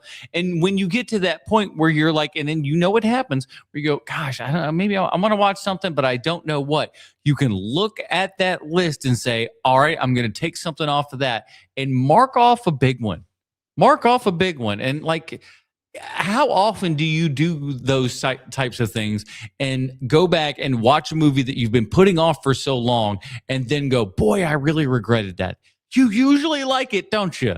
Yeah, you do. So start giving those things a better shot and, you know, make it an actual goal for you to try to watch these movies. Actively make it a goal instead of just going, you know, I'd like to watch that one day. You can watch it now. You just got to do it. And for someone my age, these were such major movies that were a big part of people's lives. And so since then, I've really been able to dive into a lot of the classics. And along the way, I love how Forrest Gump is a classic. I love how old I'm getting. It's amazing. Found some movies that I just really thought, if I had found this sooner, this would have been such a special thing for me. And so here are 5 movies that I wish I found sooner. First, and maybe my top pick, goes to my first film of all time on the big screen, everybody, Pee-wee's Big Adventure. They took our daycare to see that at kind of a, you know, like a summer movie thing. It was a re-release, obviously, a couple years later. But it was the first movie that I remember seeing on the big screen. Love it. Love it, love it, love it. Still works to this day. Cannot wait for the next Criterion sale so I can pick that bad boy up on 4K. Pee-wee's Big Adventure. I watched the Pee Wee Herman show when I was growing up a lot, but I never watched this movie. And when I first watched this about 2 years ago, it brought me so much joy. Crazy. This had everything that I would want out of a movie. It was funny, poignant, absurd. It had so much heart. I kept thinking this last week literally about the scene where Pee-wee and I'm trying to remember the guy's name in the criminal shoot. Now I'm really feeling dumb on the spot like this. But they're in there and they have to do the honeymoon impression for the cop and everything, where they're just smiling and just kind of doing all that sort of stuff. And the reason that Mickey is the name of the guy. Just remember. So the reason that Mickey's in jail is because he goes, you know that tag they put on mattresses that says "Do not remove" under penalty of law. Well, one night, I got really wild and I cut one off. Just like, that's amazing. And as a kid, I was like, I got scared of cutting of a thing off a mattress, lest I ended up like Mickey there. And I just sat there with the biggest smile on my face, while also thinking, man, I wish I had watched this when I was a kid. It's such a comfort watch, and it's one that I'm Man, it was at that point, like right after the giant large Marge scare, which, by the way, is enough to send you up a creek and a half when you're 6 years old. Right after that, the thing that kind of brings it back and like brings you back to the funniness that, especially as a kid, that makes you laugh, is when he's there on the side of the road after them, falling out of the sky and all that stuff, and he puts on the glasses, the seeing the night vision goggles. Hilarious. I'm gonna revisit over and over again. Next, I have Then that leads into Large March, doesn't it? Yeah, that's right. I thought about them backwards. Halloween. I've mentioned on here before, but I was always very scared of scary movies. If there was anything that gave me any indication that there might even be one scary moment in a movie, I would not watch it. I was this way too. I was a very, very late comer to horror films and stuff like that. I was a scaredy cat little kid. And then after I got out of what I would probably consider that scaredy cat phase, then it turned into snooty movie fan phase and stuff like that, where I was just like, the stuff I like is above all of this. And I didn't dig on horror films, but for whatever reason, I can't remember what really shot it off. But I started getting into horror films and stuff around 17, 18 and really getting into them 19 and 20 and stuff. Yeah, it's, you can come to it late. It's okay. But a couple years ago, I decided I was going to give it a try. But I am also one of those guys that looks back and goes like, man, if I in the 90s and stuff, if I would have really been into horror, I could have such a massive, great back catalog of stuff and not have to try to catch up as much as I did in my 20s. And I did a lot of horror catching up in my 20s. I started with one that had always freaked me out because of the white mask, but I went with Halloween. And it really wasn't that overly scary. I actually found it really entertaining. And what that did for me was open up a whole new world of movies. On one side, it opened up the horror genre for me. And then I would find movies like Scream, which is now one of my favorite movies ever. And on the other side, it opened me up to... I think Scream was really the thing that the movie that made me understand what horror films were, that made me understand what horror film fans were. I think that movie really kind of goes, oh, they're aware of all of the trappings and the silliness and stuff that goes on in these movies. They're aware of it. They get it. That, in fact, is why they are going for this. That's what they ordered. It's not a bug. It's a feature. John Carpenter, with movies like The Thing, Escape from New York, Assault on Precinct 13. John Carpenter has become one of my favorite directors, and I owe it all to watching this movie for the first time. Next, I have The Matrix. I don't think my commentary... Man, let me tell you, in 1999, this was something else. We had buddies that watched it just before us, and they were talking about, Keanu Reeves, and we always just, we just made fun of him, man. We were just like, we all we knew from The Matrix is somebody just saying things weren't real, and so we would do Keanu in our guitar lab and stuff where all of us were talking about movies and stuff, and we would just do Keanu going, it's not real, Well, that's all we would do because we were just like, this is so stupid. Why would you go watch the Bill and Ted guy in some movie? And then you went to go see that movie because people just kept talking about it. You're like, all right, let's see this. And then you were like, oh shit. They were talking about this. Wow. Really needs to be added to this movie. It is iconic, but I didn't realize how much I would actually enjoy watching this. This movie blew me away. And I think that's really interesting too, is that being able, especially like a movie like that, watching it now at this particular time and stuff with everything that was in The Matrix itself, from the storyline to the special effects to the fashion, everything in it has kind of gone through such a phase of being played out that I feel like if you're coming to it now, it could almost seem silly, And the reason that I wish I had watched it earlier is solely so that I could have been there opening night. To be in that theater in 1999, watching that in a packed house, that would have just been an... It wasn't really all that packed. The movie wasn't as big a success as everyone likes to. It did well, but it didn't do... It did better on video. If memory serves. Moment. Next, I have Robin Hood. I love this style of animation, and somehow I just never watched this as a kid, but I always felt this kinship. Oh, let me tell you, I just knew that movie. The Disney's animated Robin Hood with the Fox's Robin Hood there and everything. My favorite. That's as far as my brain when I think of Robin Hood. That's what I think of. That movie. Love it. We had an energy that really would speak to me, and I finally watched it early last year, and it's great. It's just such a peaceful and calming thing to watch. And finally, I have Grind. I had never heard of this Oh, movie yeah, before I found Grind. it. I'm not a skater, although I've always wanted to be, and I really love watching skateboarding. And particularly when I was a teenager, I was really obsessed with kind of that general culture. The music, the fashion. I was just not cool enough or coordinated enough to actually spend time on a skateboard. But even with that, if I knew that this movie existed, it would have been a major part of my personality. Yeah, Matrix made 177 million domestic, which is good, which is very good, but it's not like Star Wars, you know? Okay, so now now I want to look at the difference. Hold on. Because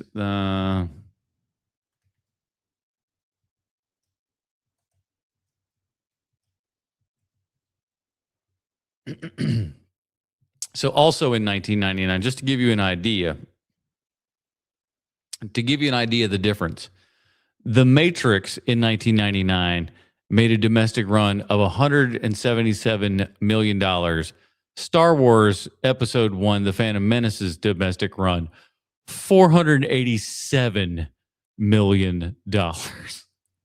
Its worldwide gross for Episode 1 is $1 billion. $1 billion. So as successful as The Matrix was, Phantom Menace was 4 times as successful in the U.S. alone. Early 2000s felt like such a big time for things like the X Games. You got the Tony Hawk video games. And so a movie like this feels so of the time. It just drips with that early 2000s vibe. The soundtrack was exactly what I was listening to at that point in time. Tom Green makes an appearance. This movie was because of course he does. Crafted for 16-year-old me. So these are 5 movies that I wish I had seen sooner. Let me know if there's any movies that you've watched that you wish you had found earlier in life. Follow along for more lists and other reviews like this. Take care. All right. I'm going to take a fast break here. I'm going to get a quick drink, and I'll be right back. Been yapping too much.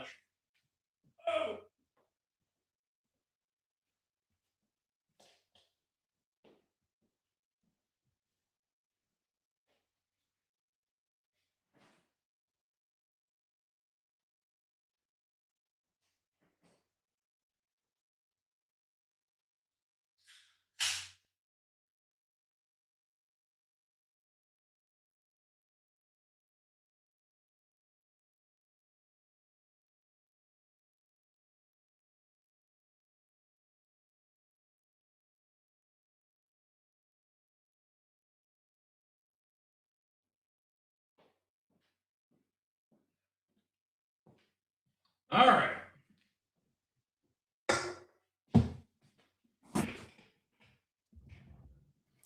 Back in business.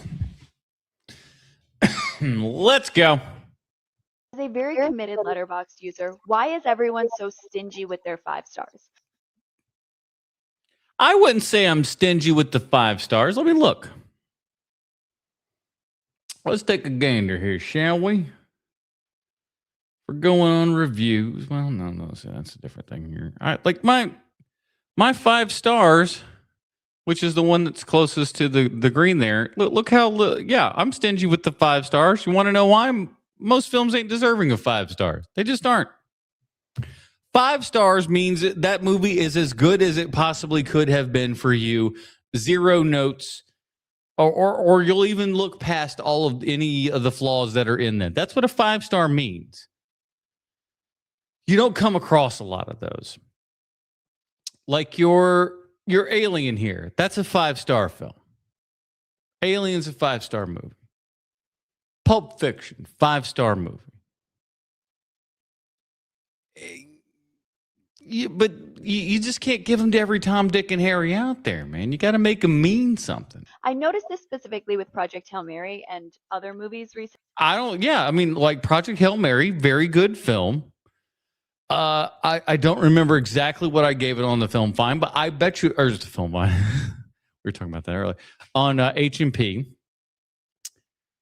I don't remember what I gave it, but I feel like I gave it like 4 stars. That feels right, 4. But yeah, if you don't think it's 5, you just don't think it's 5, babe. Such as Sinners and One Battle After Another. Oh, so those movies, yeah, I gave Sinners. Let's take a look. Again, I got the letterbox right here. I finally actually have one for once, crying out loud. One Battle After Another, I gave 3 stars. Sinners, I gave 4 stars, actually. Yeah. People's reviews will be going on and on about how good the movie is, how Sharknado, 5 stars. Now, is that Sharknado 5 stars? Or how does that work?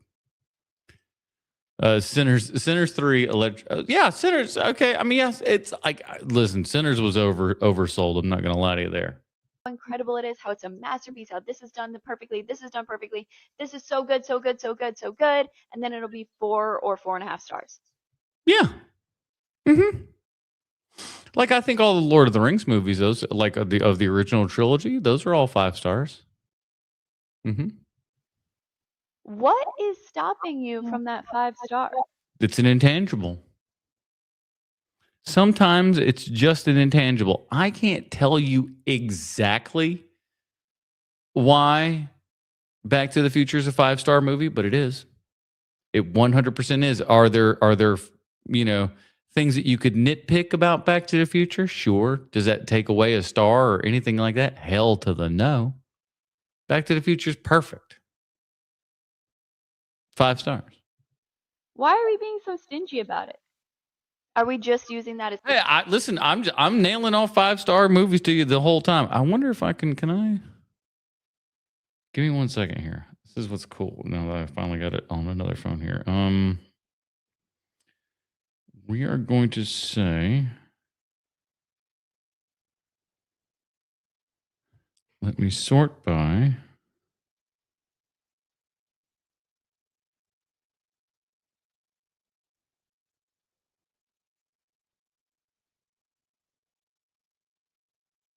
Oh, here we go.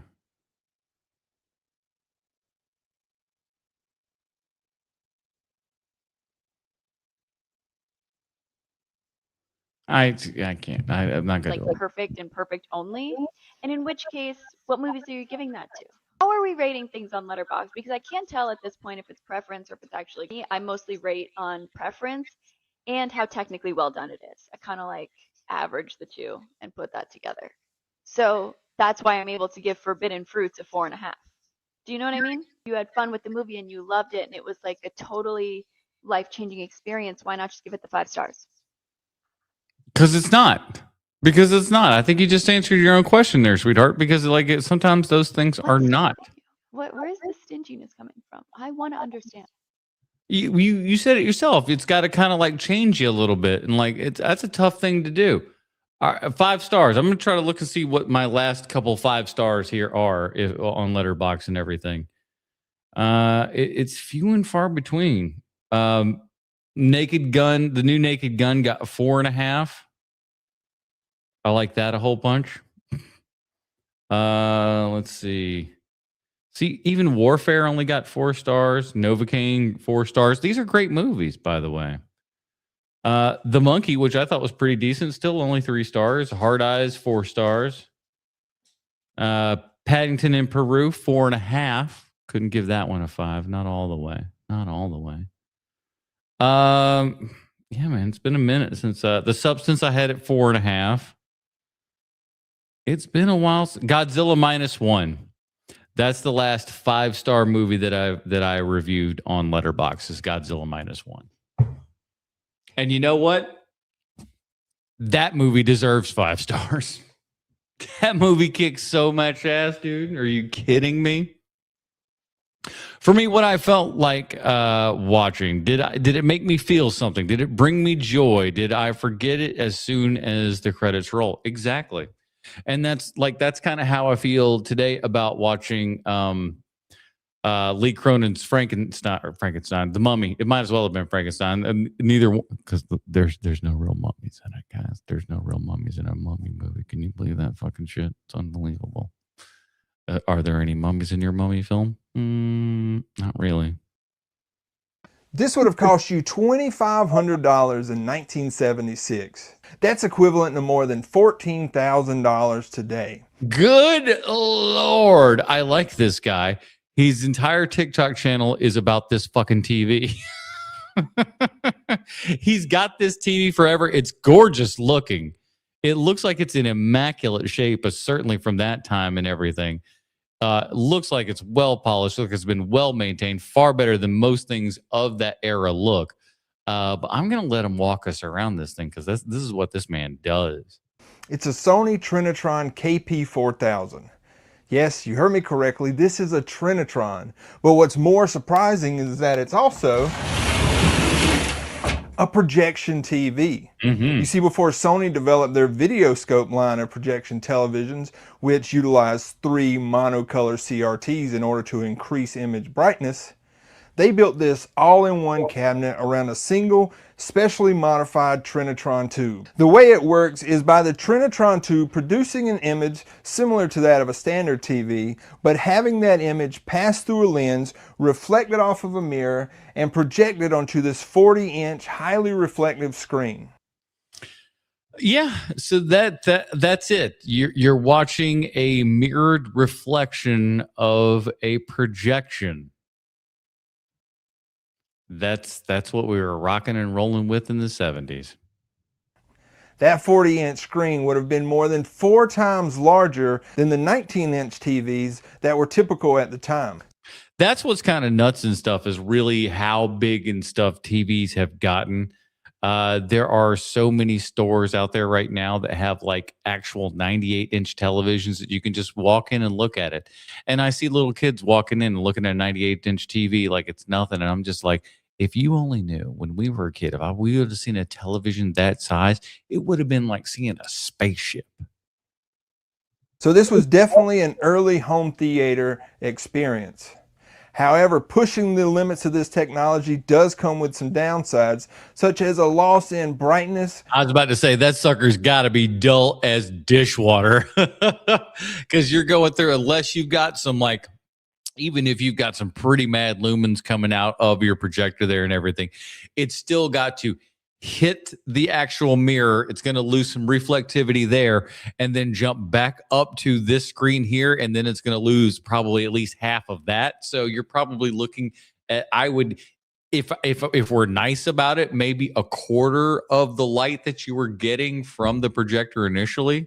Ooh. And clarity. So while using one of these currently as a daily viewer is far from practical, there are just a handful of these sets left in existence, and I feel it is important to preserve this unique piece of home theater history. And I do too. And I'm glad that there are people out there like this guy who are keeping things like this. And like he said, this is kind of a relic that you didn't really see because it was in that transitional period before they really got to the red, blue, and green that would end up going through and being the kind of standard for most projectors for a little bit there in the early days going on and whatnot.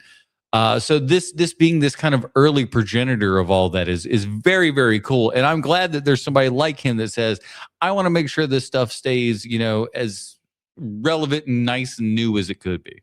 I mean, just check out this ultrasonic remote control. I'm about to say, I knew that sucker was going to give a ka-chunk. Golly, you can't do that shit when somebody's asleep. Now that's cool. Well, I'm about to experience the glory of the Texas Chainsaw Massacre on beta. Beautiful. Thanks for stopping by the basement. I'll see you next time. Cue John Larroquette. Look how dull that is. Now, it probably looked a little bit brighter back in the day, but I don't know that it would be much brighter because, again, you're losing so much light going from the mirror to the screen there and everything. Come on, Larroquette. Oh.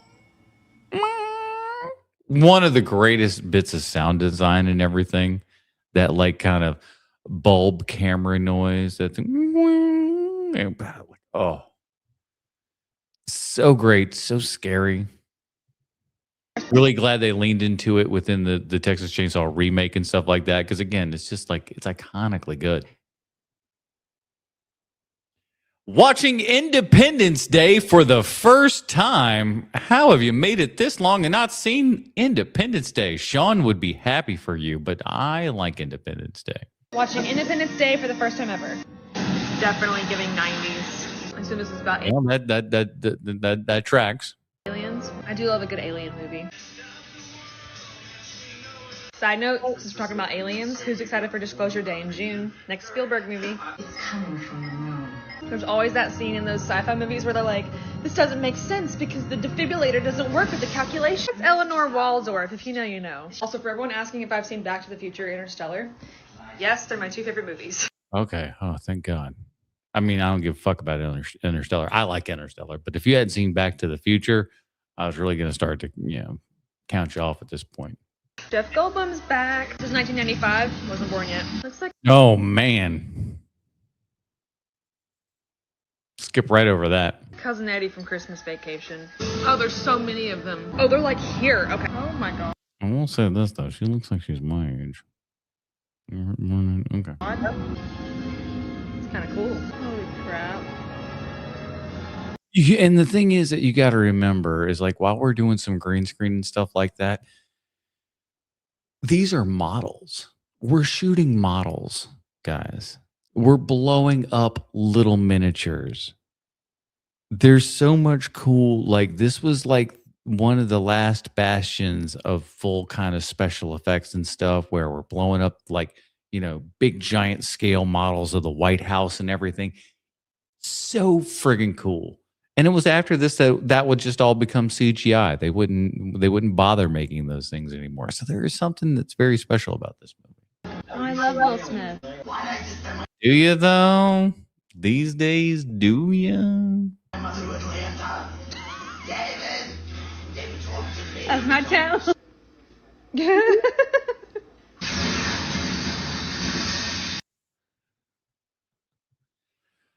Independence Day is B the miniseries without any substance. Well, yeah. Just evaporated the next day. Oh my gosh. Please save the dog. Please. Oh my Lord. By looking at this, I don't know if it's the settings on her television or the settings on her phone or a combination of both, but I saw way too high of a frame rate and me no likey. Please save the dog. Please save the dog. The bad part is the dog in this, like literally this next shot right here, I don't know if it's going to show it, and I don't know if it's been redone, but the matte job on the dog walking away from the explosion is atrociously bad. I don't know why I know that so well, but I know the matte job on that dog is Stinksville. Where's the dog? Where's the dog? There it is. Look at it. It looks like ass. Oh, God. Okay, the dog's fine. The dog's fine. I told you it looks terrible. You know what the best part of that movie is that we go like his wife is a stripper for no real reason. This is a PG-13 movie that for whatever reason we end up at a strip club. Now you don't see nothing. It's a PG-13 film, but it is a PG-13 film that we show up in the middle of the day to a strip club. And this also is kind of the same period of one of my favorite SNL bits, which was Bill Clinton coming on and reviewing movies. But Bill Clinton would only come on to review the movies in which the president was involved in one way, shape, or form. And he got really excited in movies like this, where he goes, hey, let me tell you something. The president's wife is dead. I love this movie. So if the president's wife was dead in a movie, he was already on board as it being the best ever. It's like, hey, man, this president's going footloose and fancy free. He's excited. So whenever the president's wife was dead in a movie, it was an automatic 5 stars from Bill Clinton, as played by Daryl Hammond. Are those the Twin Towers? Get up there and whoop E.T.'s ass. That's all.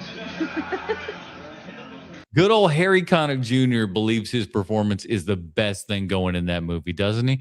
I like he's good. He's good, but like he believes his own press. You know what I'm saying? He's just like, yeah, keep the tires and light the fires, baby. Woo! He's going in just a little bit too hard in the paint. This is a cool movie, but like that looks so fake. It's the realest thing in the world. They actually blew shit up. It's real. The background is fake, but the actual thing that is blowing up is real, lady. Oh my word.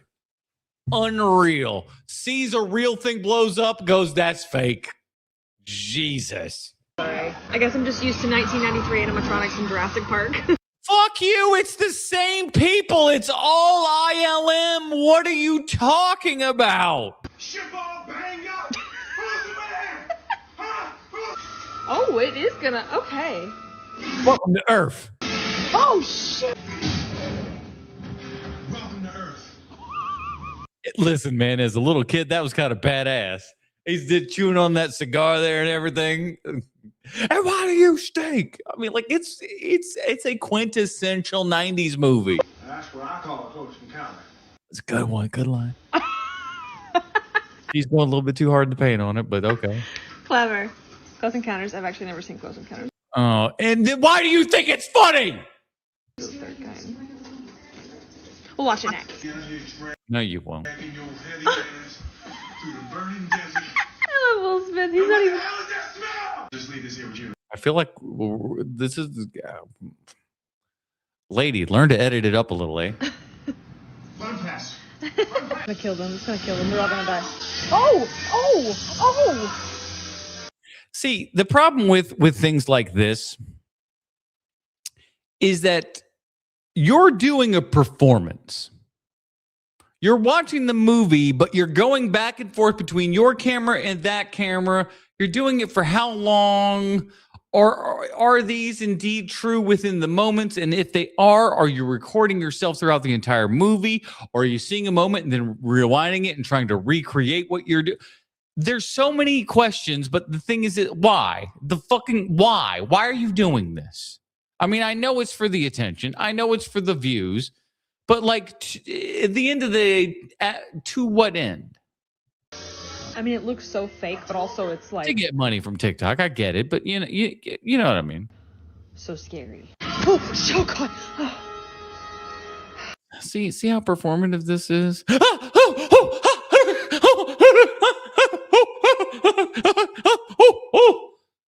Get a grip.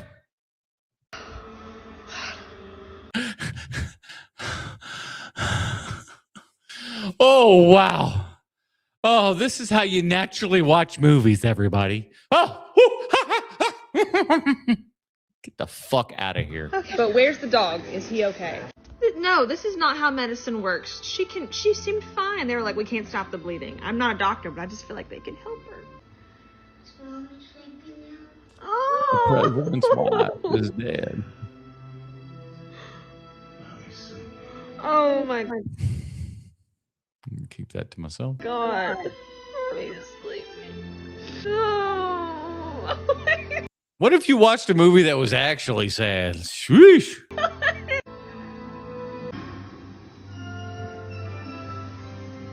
questions?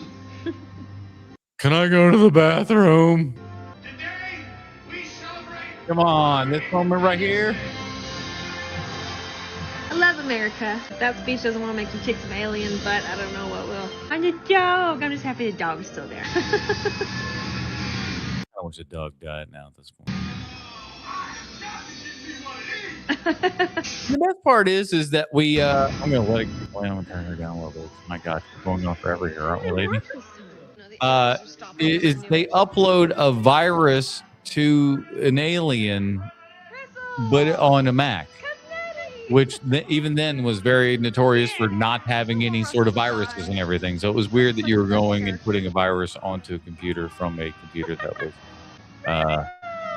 known not to have viruses. This chick keep on going, don't she? Oh my god. Is that thing gonna crash on top of them? No, please don't. Sometimes it's like it doesn't matter how attractive they are. If you just get to a point, you're just like you got to hang it up. You know what I'm saying? You just got to be like, I got to check out of this. I can't sit and watch a movie with a broad who's going to be yapping like this the entire time. I know it's performative for the TikTok here and everything, but at the exact same time, it's like Jesus Christ, lady. You're so over the top. And even if it would be an eighth of what we're doing here, it would still be far too much for any interaction. You would just have to scream at her and just be like, can you shut up and watch the fucking movie? Good night. I'm exhausted after that. And wow. Hi, dog. What's going on?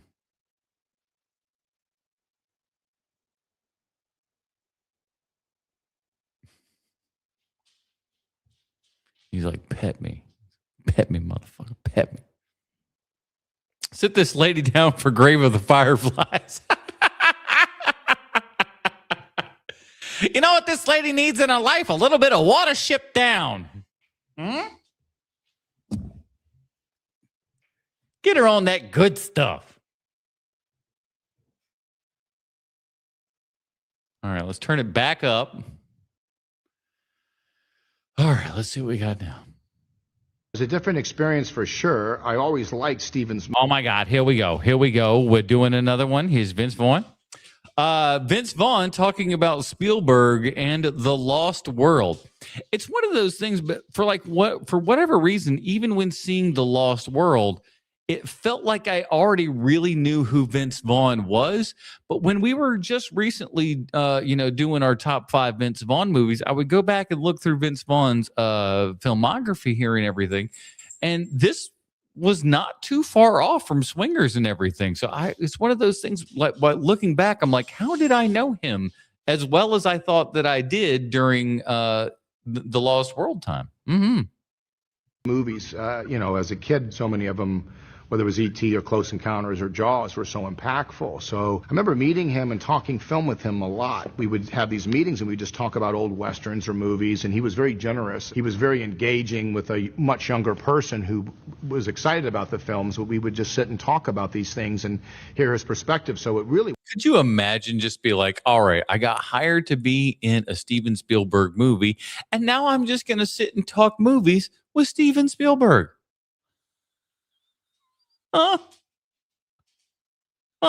Okay, sure. It was a lot of fun. And then going to do the movie was a very different experience. As you said, Swingers, we kind of shot that thing. We didn't have permits. We were kind of stealing shots. And then obviously you go to a budget of a film that kind of is allowing of everything. Jeff Goldblum was great. Julianne Moore was great. Wait, and that was another one where I didn't know who Julianne Moore was at that time, but she was obviously very striking enough to where I was like, oh, who's this lady? And you really kind of were like, I was looking for her after this because she kind of leapt off the screen in that thing. Pete Postlethwaite, who I liked very much, was in that film. And I hated that movie, by the way, because I read the book before the movie came out, and I really liked the book. I mean, it's just like Crichton's a good writer, whether, some people will go like, that maybe that's not the best book. I'm like, I don't read much, at least nonfiction. So just having a nonfiction book that I enjoyed, and, I was in high school and everything. So it was rare for me to read a whole thick ass book and stuff like that. So I was proud of myself. And then when I watched the movie, it was ass. Just a different exercise, being able to look at something that was not a dinosaur and pretending it was just, an exercise in imagination. Mommy is very angry. When Vince Vaughn joined The Lost World. Oh, Christ. Oh, no, boys. I accidentally downloaded one of these that has a clip of Vince Vaughn saying some stuff, and then it just pauses, and some fucking AI voice comes on and just goes, here's a bullshit fact that I just put together. Jurassic Park. You'd expect a typical... Fuck all of this. We are fast forwarding. I am not watching that. Fuck you.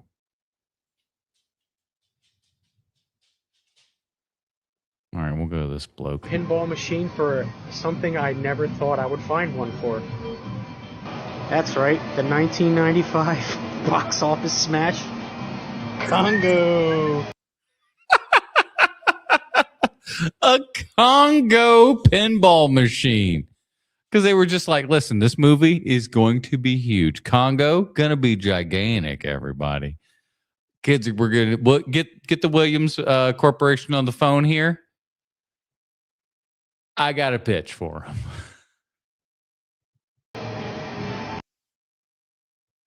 You have been the biggest pain in my fucking ass. Shia LaBeouf unleashed on the set of Megalopolis. Has anyone seen Megalopolis? I saw Megalopolis in the theater because I felt like I just had to. And I will say this, it was something else.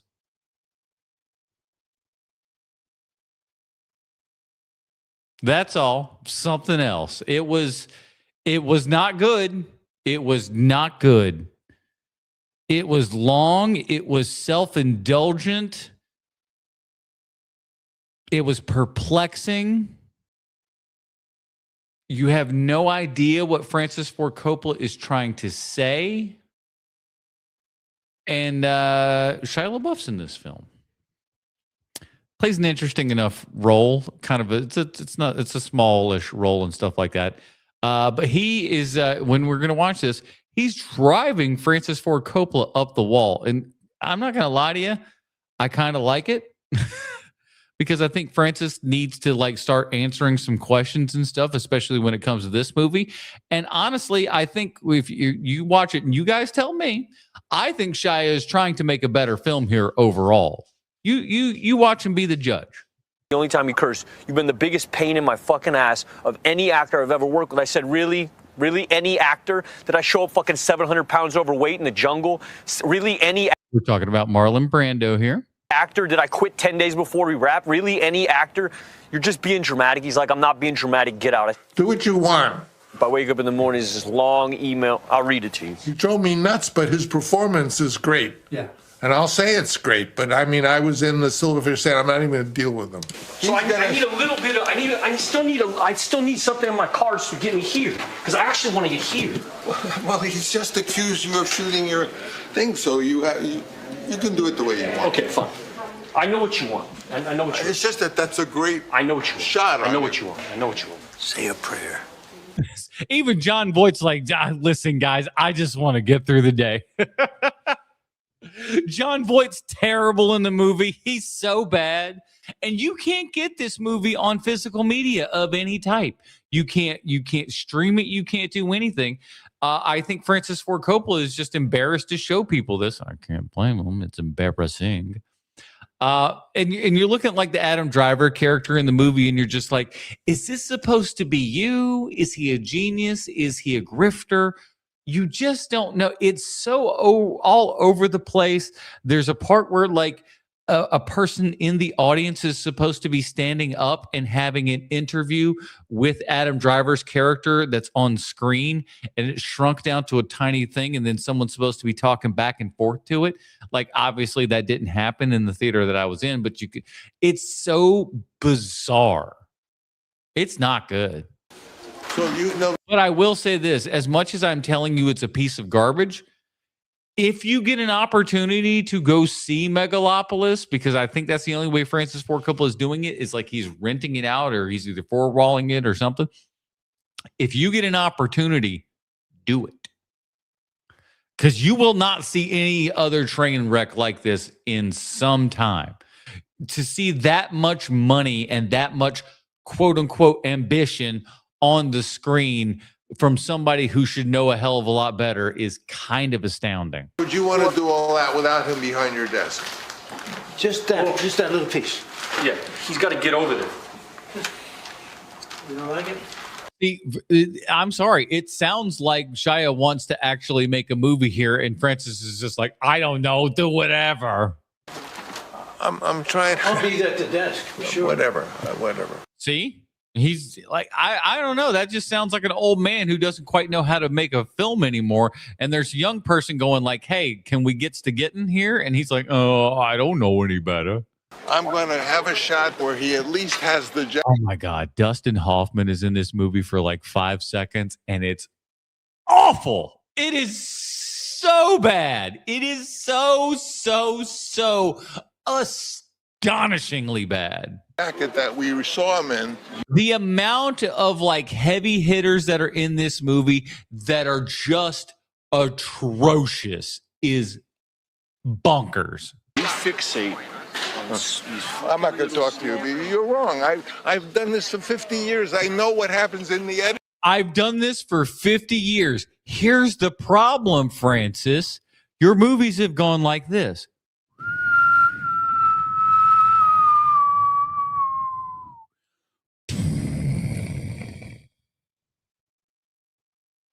You've done the opposite of most filmmakers. Your hot stuff was at the beginning, and then you just took a dive. A lot of people get better as they age and stuff like that, and maybe then they crest off sort of towards the end. He started off hella strong and then just took a nosedive. Editing room where they don't know who the hell he is. Seriously, the last 25 years worth of, I may even go further than that. I'm gonna be nice and say 25. The last 25 years of filmmaking from Francis Ford Coppola is guitar picks. It's nothing. It's garbage. It's throwaway tripe. And somebody that is of his status should be ashamed of that body of work for the last 25 years. I'll say it. I don't want to say he's better than it, but he should be better than it.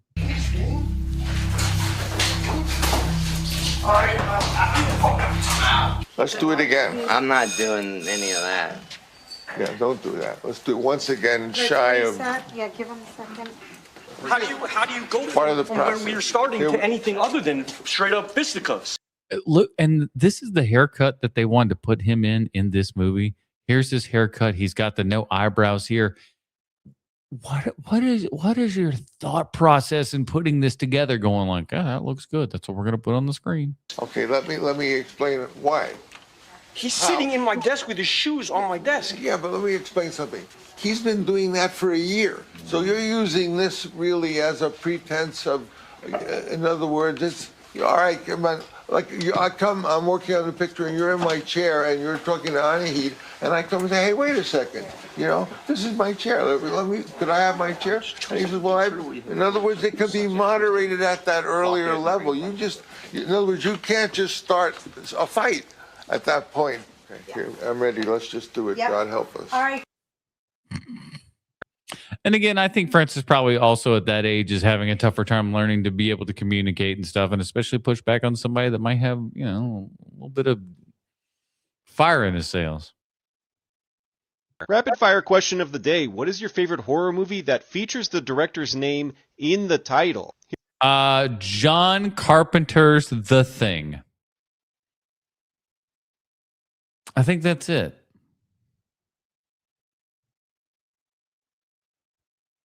Yeah. Here's a small sample of the ones I could think of off the top of my head. This question was obviously inspired by the recent release of Lee Cronin's The Mummy. Which I saw review out tomorrow with my nephew. Check the thing. Which is honestly a pretty big flex for a director's third feature-length film. Although someone like Rob Zombie has been doing it from the jump. Yeah, but I don't think of it quite as much as like he has. It has been technically there above the title, but I don't think of it quite like I think of like say John Carpenter's, In the Mouth of Madness. Literally stamping his name on every single one of his projects, which is probably an homage to John Carpenter, who's been doing the same throughout his career. Some of which is iconic, some of which are titles that literally can't be said without his name. Or that's true. That's true. If you just say vampires, like when you're talking John Carpenter's vampires, right. And it's usually preceded by, we're skipping John Carpenter's vampires. And some of which I wish his name wasn't attached to at all. Well, that's just because the movie sucks ass. Which is something George Romero has also been doing throughout his career. But most iconic of which being George Romero's Living Dead franchise. Mm-hmm. Wes Craven most notably did it with 1994's New Nightmare, which I thought was great, a really great move. Single-handedly helped rejuvenate the franchise and his direct inspiration for Scream. Eli Roth has only attached his name directly to The Green Inferno, and low-key, I think this is the best Eli Roth movie. Ooh, that is controversial. I'll go so far as to say it's his worst. But at the end of the day, this is probably both the best utilization of this technique and my favorite. Alfred Hitchcock's Psycho's not too shabby. I feel like the thing's still it, though. John Carpenter, get out of here. I can instantly tell if someone's annoying based on one movie that they hate. Like, I know. Okay. Well, I like movies. I hate movies. Let's see what we got. Some people that hate Parasite and they make it their entire personality trait. I don't hate Parasite. I think it's overrated. I saw it in the theater. I really enjoyed it. I thought it was a very, very fine film. But boy, oh boy, was it glazed to here and back. To the point where it's just like, I'm sorry, but I am somebody that can get to a point where I hear enough people just overly glaze something, and then I start turning. I wish I didn't, but I start going like, because you love it so much, I gotta push back, and I hate to do it, but sometimes you gotta. And it's like actually the most annoying thing ever. People also have to let you know if they hate Twin Peaks. And I do. I don't have to let you know, but since you asked, Stranger Things, like their fan Stranger Things sucks too. base is so annoying. And also movies they like sometimes I'll get on their movie pal and look at their S tier list before. Movie pal. Hell is that? Lady, we use Letterbox out in here. Links in the bio or the description, whatever the fuck. Date. The Wolf of Wall Street in your top 4 is like actually the most walking red flag thing I've ever seen in my life. I'm not. Yeah, I mean, like, listen, it's somebody. If Wolf of Wall Street was in your top 5, what I would likely say to you, or what I would likely assume about you, would be that you are a new film fan. You're a younger person, probably under the age of 25. And again, you haven't seen many films, and that's fine. That's good. But you'll grow. I'm not trying to be pretentious, but it's actually just a fact. I'm not trying to be an asshole, but here's an asshole thing, huh? Well, everyone, movies are getting DLCs now. Disney. Oh, I hate this. I hate it. I hate it. I hate it. Let's talk about it. Recently announced that they will be re-releasing an extended cut of Avengers Endgame into theaters, but it's not what you think. Typically, when studios have done this in the past, they just insert deleted scenes that were cut from the original movie. Yeah, like if you were seeing the extended editions of Lord of the Rings, like I ended up seeing on the big screen on several occasions, it's the full thing. It's where they actually put in the deleted stuff and they make it the full extended thing that it was actually supposed to be from the get-go. Do not watch the theatrical cuts. Only watch the extended editions of Lord of the Rings. It's the only way to fly.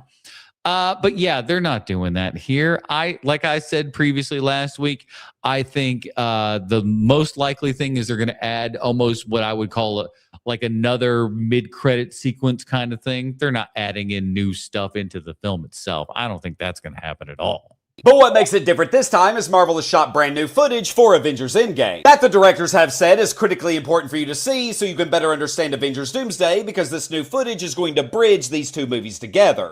It's just going to be a teaser or some shit. It's going to be so...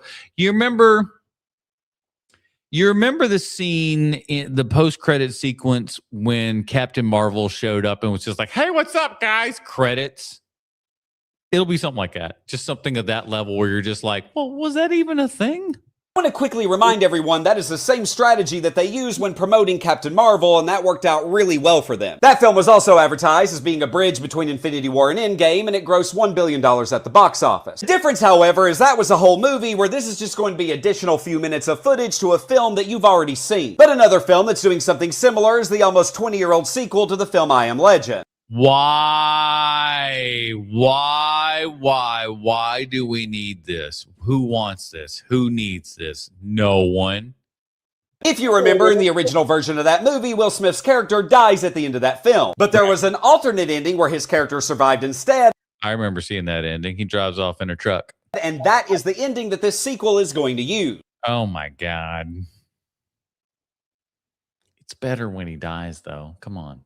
They're hoping to capture the success of the Creed franchise, where Will Smith will play as an older mentor to Michael B. Jordan, and this movie is even directed by the same director of Creed 2.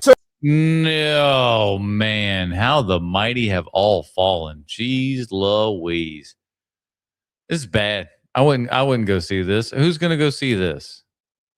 Who wants to see an I Am Legend 2 with Will Smith? Are we back on the everybody likes Will Smith again train? I doubt it.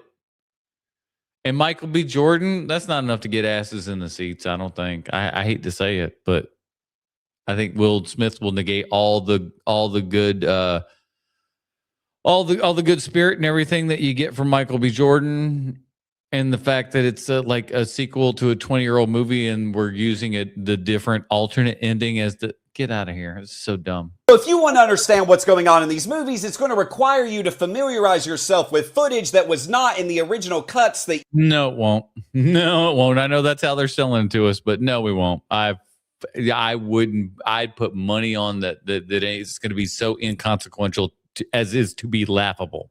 You remember. And here's the thing, if this works like the studios are hoping, then this is going to become a new trend in Hollywood where old movies are going to get additional or altered footage. Don't do it. Don't do it. Had to go a little cranberries on you. Don't do that. Don't go to these things. Don't tell them that this is something that you want by spending your money on this. Don't be stupid. That's going to justify them making more of them. And so I just can't help but ask, what are your thoughts on this? Does the idea of... Hell no to the no. I don't want it. Get it out of here. There's no cause for it. Steven Spielberg said it last at CinemaCon. It's just like, we need new things. We need new things. Stop giving us reheated slop. We are bored to tears of it. For the love of God, give us something new. Give us something we haven't seen before. Stop giving us garbage and telling us it's great. It ain't.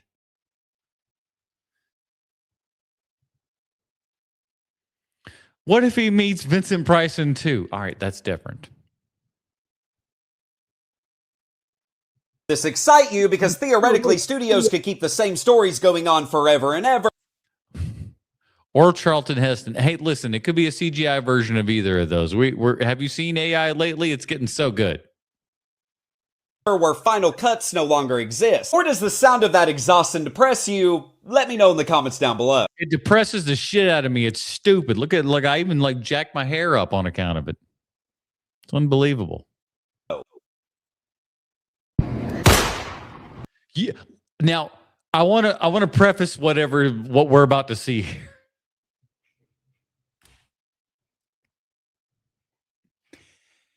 These are representations of people dying in movies, being shot in movies, okay? And this little girl is amazing. She's such a good little actor and is doing this with nothing. So with that, again, I'm going to back it up. It's going to be too far. We're going to watch a little bit of less again. But I want you to keep that in mind when we're watching this. These are the gunshot reactions of different countries.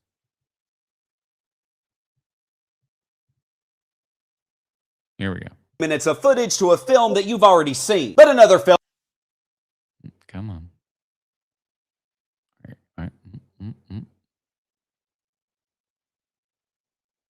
Could keep the same stories going on forever and ever, where final cuts... Oh my God. All right, I'll mute it for a second. Jeez, I'm sorry.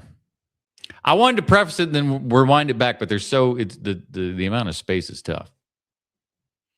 All right, so I can clip this later. I'm going to make another little spot here. All right, so this next one is a little girl showing what each country's actors look like when they get shot in a movie. Okay, keep that in mind. This is movie related stuff here and how they're represented in cinema getting shot in cinema as represented by a little girl.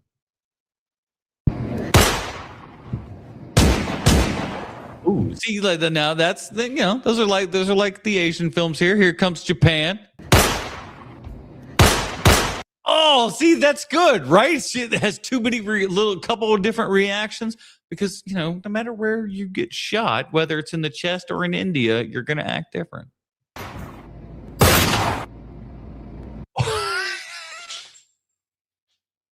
If you've seen Bollywood movies, you know how correct this is. You know how correct this is. And then they do get shot, and then that is 100%. That's great. Those Park Chan-wook movies are good. Oh, dude, that's hilarious. That is so good. This needs to be said. Anyone saying that Sinners is just From Dusk Till Dawn hasn't actually watched From Dusk Till Dawn. I'm not saying it's just that. but it is heavily influenced. And I don't want to hear you say it's not. You want to know how I know? Because Ryan Coogler and I are the same age. And there's something that I know about us elder millennials is that we watched the shit out of some Dusk Till Dawn.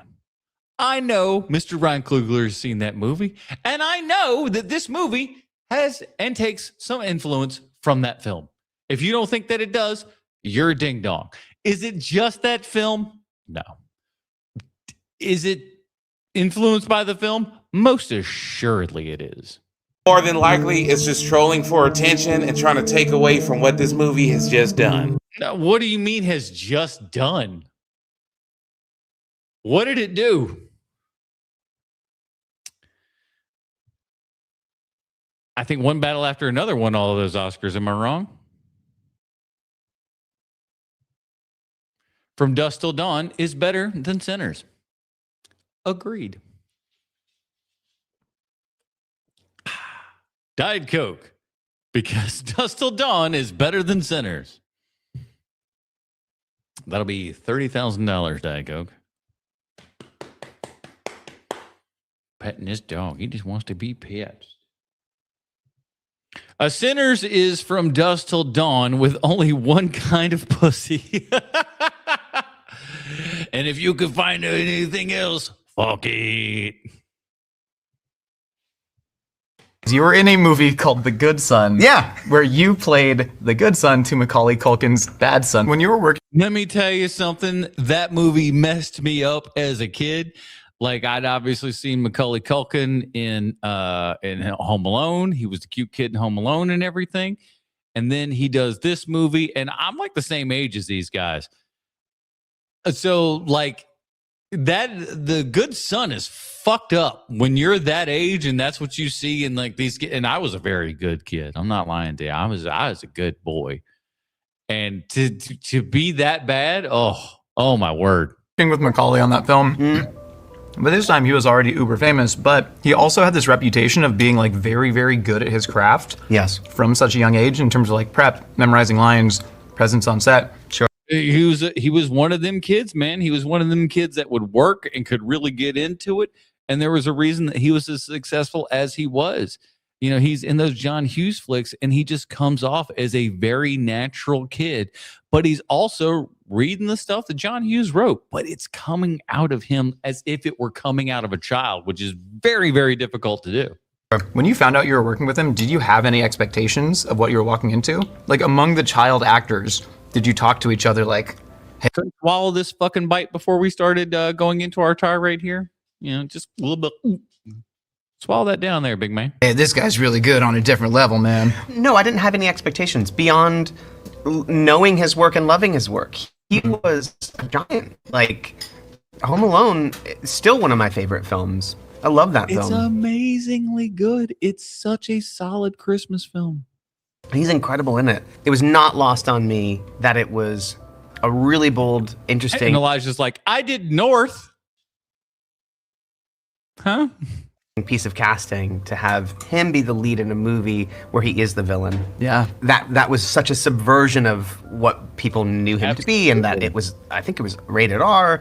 Yeah. It was. And that was another thing. It was just like, are the people that are even fans of this kid going to be able to go see the movie? And the answer is no. You know, all of that, I remember being really intrigued by it and excited about that notion, and excited too for me to work with him and to work on a genre movie. So for me, it's funny how they're both still kind of the same little guy size, isn't it? Think about it. Macaulay's still kind of a little kind of, you know, never really got out of that kind of same thing with Elijah. Just little guys. I was very excited. We had so much fun. I need to go back and watch that again. I hated that kid, but like, you knew that's some bad news bears, man. When you got like your son, and was he a nephew or something like that? And you like you've got like you can only hold on to one kid, and your own child is such a piece of shit that you're like, nah, we're just gonna drop him. I'm starting to understand why fans of the Michael movie feel like they're watching a completely different movie than the critics. Okay, let's get into it. And it can be summed up by a line in the movie where Michael says, "I need to think," and Joe Jackson says, "I already told you what to think." Well, I can imagine that with this movie. Because with this film, I feel you get what you give to it. It just bounces it right back at you. So if you're a huge fan of Michael Jackson and you're super invested in him, you're going to like this movie. If you hate musical biopics, you don't really care about Michael Jackson, or you just feel like the movie is going to be a sanitized version of a complex person's life, that is also what you're going to get out Well, yeah, because it's clearly that. So, okay. of this movie. I wanted to leave my expectations at the door as someone who's never been more than a casual listener of Michael's music Oh, man, these young kids. and who doesn't really know a lot about him, Oh, that's even worse. to just go in open, as I do with every film. And true to the theory, when you bring nothing, you kind of get nothing with this movie. And Oh, see, that's that. I disagree with that. Sometimes you can bring nothing into a movie and get everything out of it because your expectations were zero.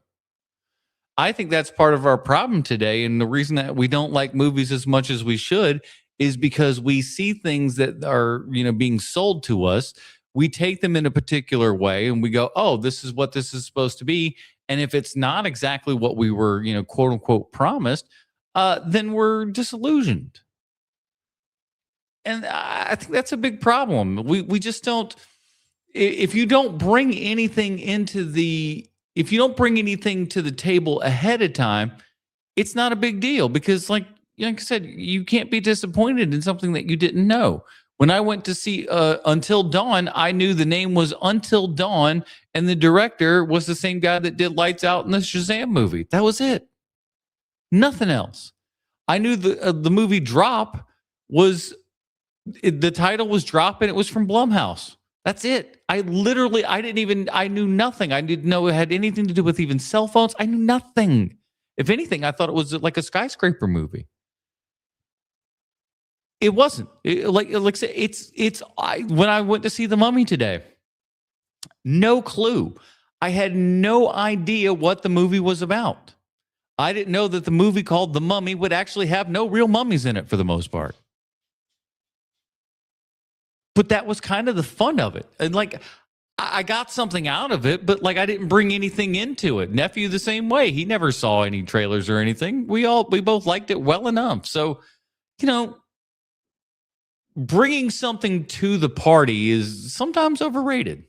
And that's my problem. I don't feel like this movie is very curious about anything, and I don't feel like it encourages anyone else to be curious about it. No, because if you're starting to be curious, and this is something that he wouldn't know as a younger guy and didn't live through all the brouhaha, is that if you start asking some things and getting curious, you may not like the answers.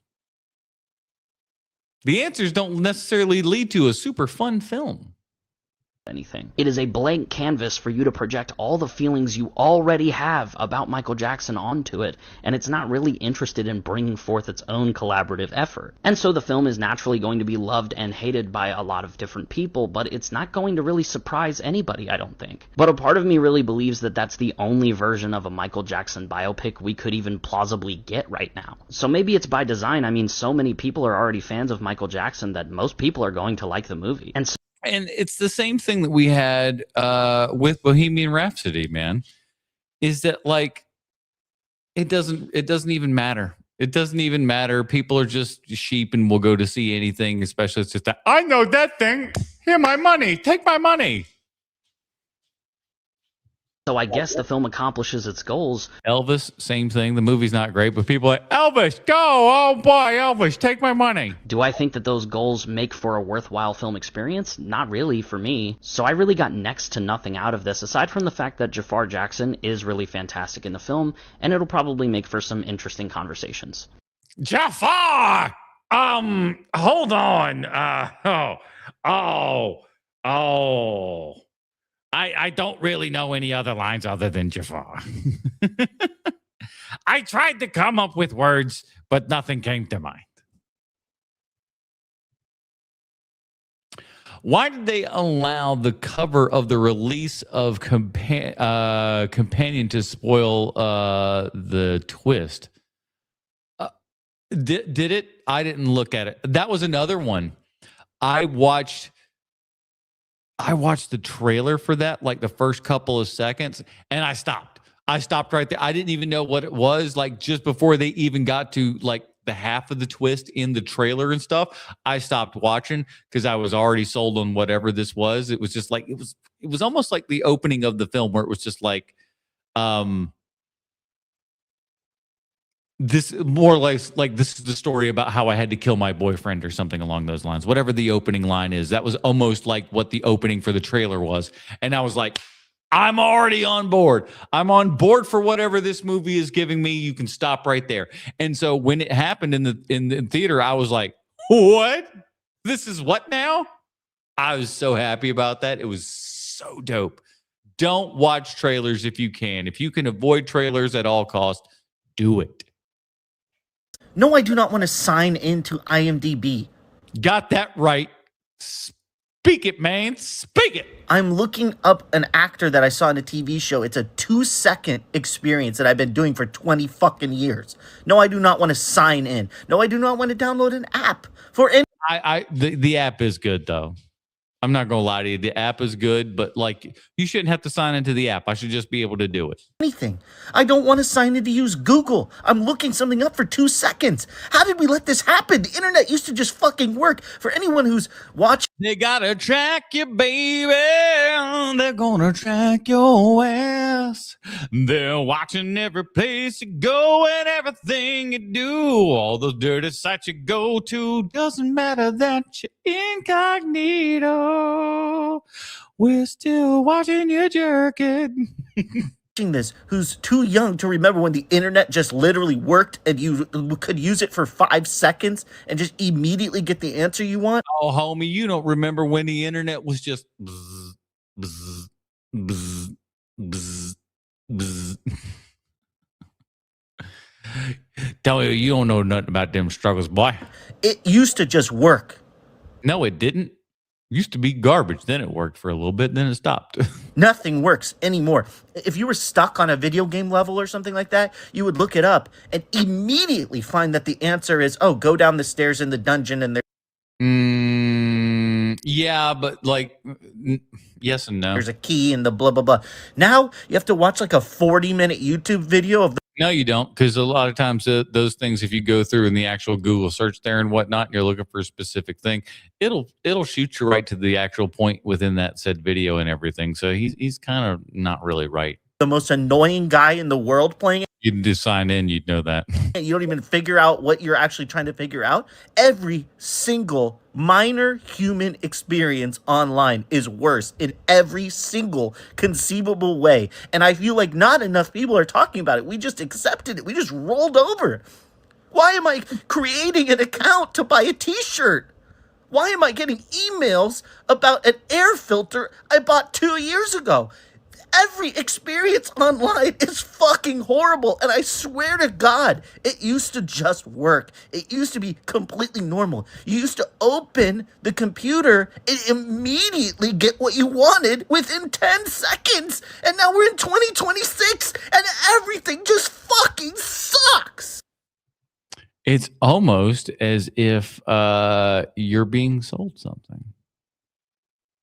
It's almost as if you're receiving a product, the internet, for free, so to speak. You pay your internet provider for the access to it, but like once you're there, the internet itself is free. No one's charging you to go to IMDb, for example. You can just go there, but they still need to run all of their systems. They still have to pay for bandwidth. They need to make a business. So they're going to start tracking you. This was all inevitable. And if you go back and look at some of those glory days that he's talking about, there's so little information. You might be able to find it, but you also maybe. But he's too young to know what the old days was like.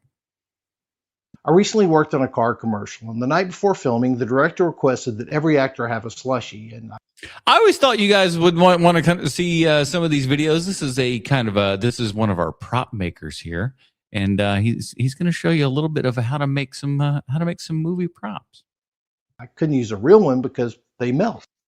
I'd never made them before, so I called up my friend who's a food stylist, and she recommended water storing crystals. It's made out of polyacrylamide. You can typically find it in the gardening center of your local hardware store or nursery. Its actual use is to hydrate plants and flowers. It's basically plastic, so you don't want to eat it.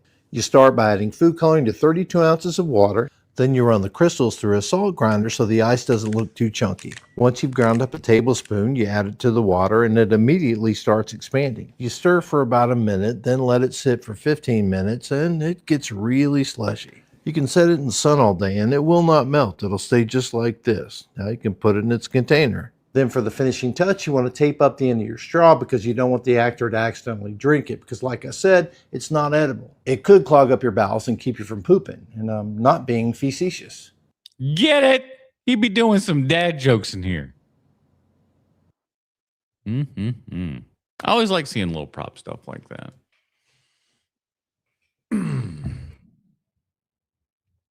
How about looking for simple how to fix one small part on your car? Then you have to sit through someone's stupid vlog about their stupid car. I mean, it does happen, but I will say this, though. I always tell anybody, if you're looking for something on how to fix something, boy, oh boy, is YouTube usually the place to go for it. Because whatever it is, if you go like, hey, man, how in the hell do I change my oil on my 1987 LeBaron? Look it up on YouTube. There is some bozo that just goes, hey, man, here's what we're going to do to change the oil today on my 1987 LeBaron. All right? Watch. Do you watch many terrible films? Yorgos Lanthimos getting interviewed here, asking if he's watching bad movies. I think he is. I mean, inadvertently. Do you stay across what Hollywood is doing?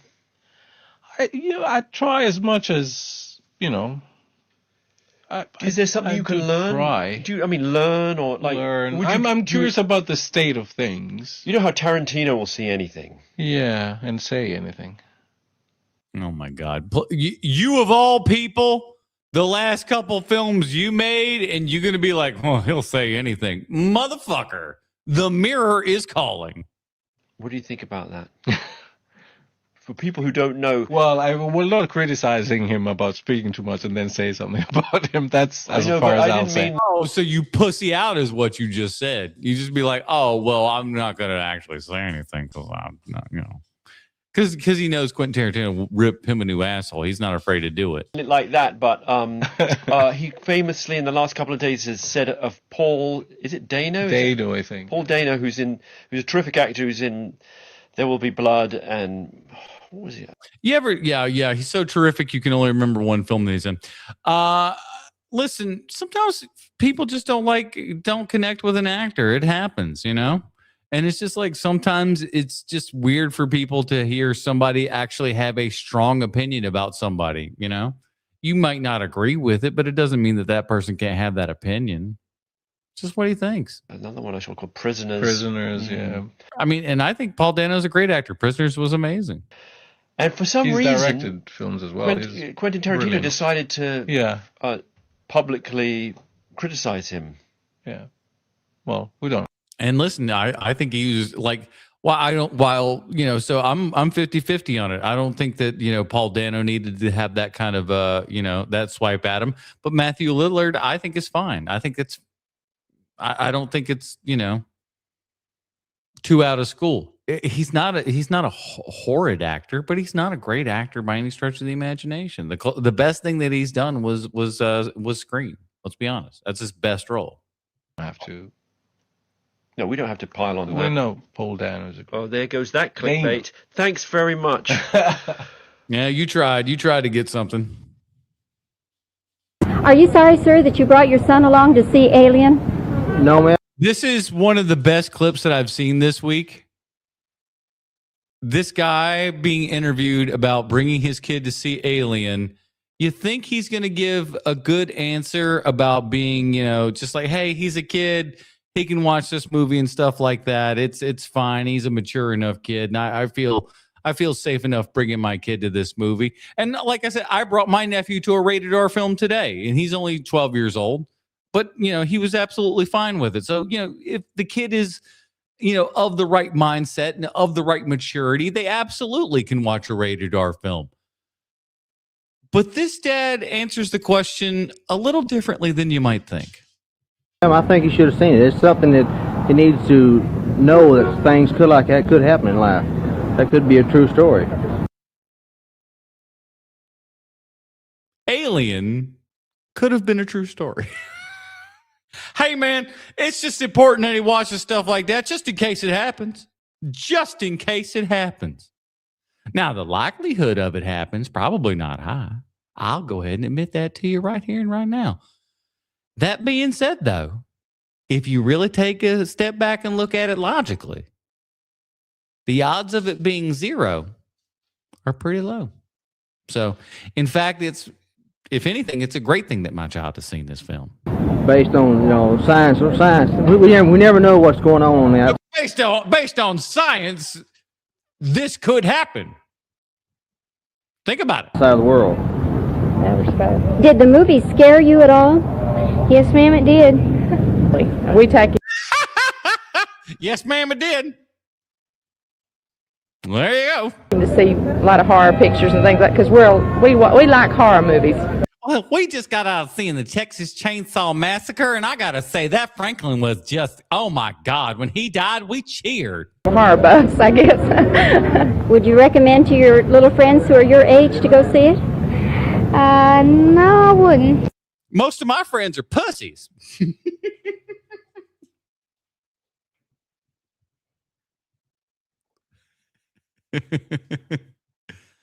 Oh, man.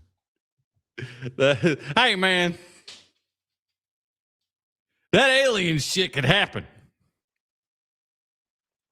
Reminds me, I forget who the comic was, but he was talking, he was doing, like, this shows you how long ago. He was talking about the first Mission Impossible movie. And he's going, this movie's really great. They're going through all this thing. And at the end of the movie, they're in a train that's in a tunnel and everything, and there's a helicopter that's flying through. It's underneath there, and then all of a sudden the big giant train crash there, and the helicopter's coming by, and the blade stops right at Tom Cruise's throat there, just at the last possible second. And all of a sudden, right as he looks up, is there some lady in the audience just goes, "Fake."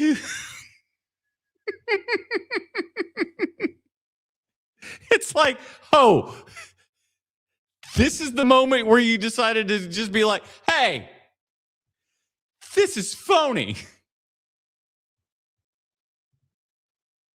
The term silver screen comes from the fact that the screens actually used to be silver. Yes, they absolutely did. Some of them still are to a good degree here. I love this. I think it's called Designing Spaces. You'll probably see a little thing there at the end. This girl's great.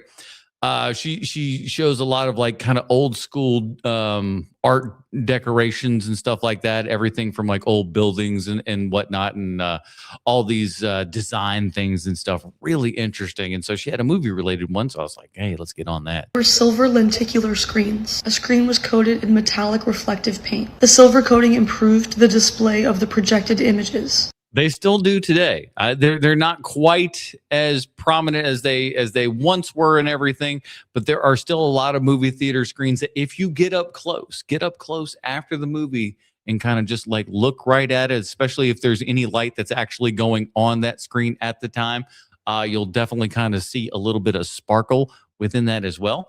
Or just to give it another little fun thing for you to show you how much the actual screen itself is also reflecting light back to you. Once everything is done, the credits are there, even the house lights are open. What I want you to do is then take out your cell phone, and you got to get a little bit close because your cell phone light's not that strong. But if you get up close to it and put your light on the screen, you will see a lot more light reflected back to you than you would suspect coming off of your tiny little flashlight. And that is because the screen itself is made of that reflective material in order to boost that brightness to get it back to your eyeballs. Silverish screens are still used for 3D movies, but in most places, and a lot of regular screens still as well. So she's a little off by this. It's used a lot more. They aren't nearly as silvery and bouncy as they used to be. There's certainly less forms of those, and certainly the 3D ones require higher ratios of it. but it's still very much the silver screen in a lot of sense. This is now the screen is matte white. One of the reasons is if you're not sitting in the very See how that looks? That's what they mostly look like. They don't look nearly as white. There's still a lot more gray there. And the reason that they are still that gray and the silver there and everything is because not only is that silver there reflecting back more of the light, but it also helps the actual contrast of stuff as well to keep the blacks a little bit blacker, a little bit darker. very center, you're not seeing as good of a picture because it loses light towards the sides. And now the term silver screen is used as a metonym.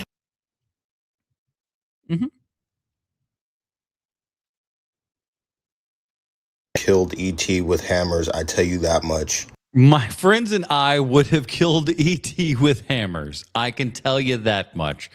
Listen, would you and your friends have killed E.T.? I wonder. Might be the greatest sentence in the history of the English language, because at this point, social media is an infinite amount of monkeys with typewriters that eventually type Shakespeare. And I suppose the same goes for comment sections. And that is what happened, because it's a pretty common, wholesome reference, E.T., and a darkly, dare I say, realistic outcome. Because if E.T. would have landed in my home when I was a child, my African household, he would have been soup. Let's be honest, though. Do you not want to see essentially the same movie, E.T., but with a black family? Oh, I would watch that so hard. Oh my God. What an amazing idea. I don't want it to be super, like, here's the thing. I don't want it to be super corny. Like, I don't want it to be a Tyler Perry joint, but I don't want it to be a Jordan Peele joint either, where it's like super serious. I want it somewhere right in that beautiful little middle where it's just stupid enough and it's just serious enough, right down the center.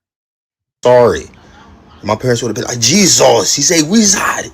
He's a wizard. Beat it. He is a wizard. Go hit him with a stick. And they would have. I'm sorry. He would have been Nigerian soup. E.T. would have still been a goosey time. He's delicious. Don't know. And those are sentences we're getting from social media. The collective consciousness of the zeitgeist of society. Bro, I'm thinking about some of the greatest writers I hold in high esteem. James Baldwin, Maya Angelou. Socrates. Toni Morrison.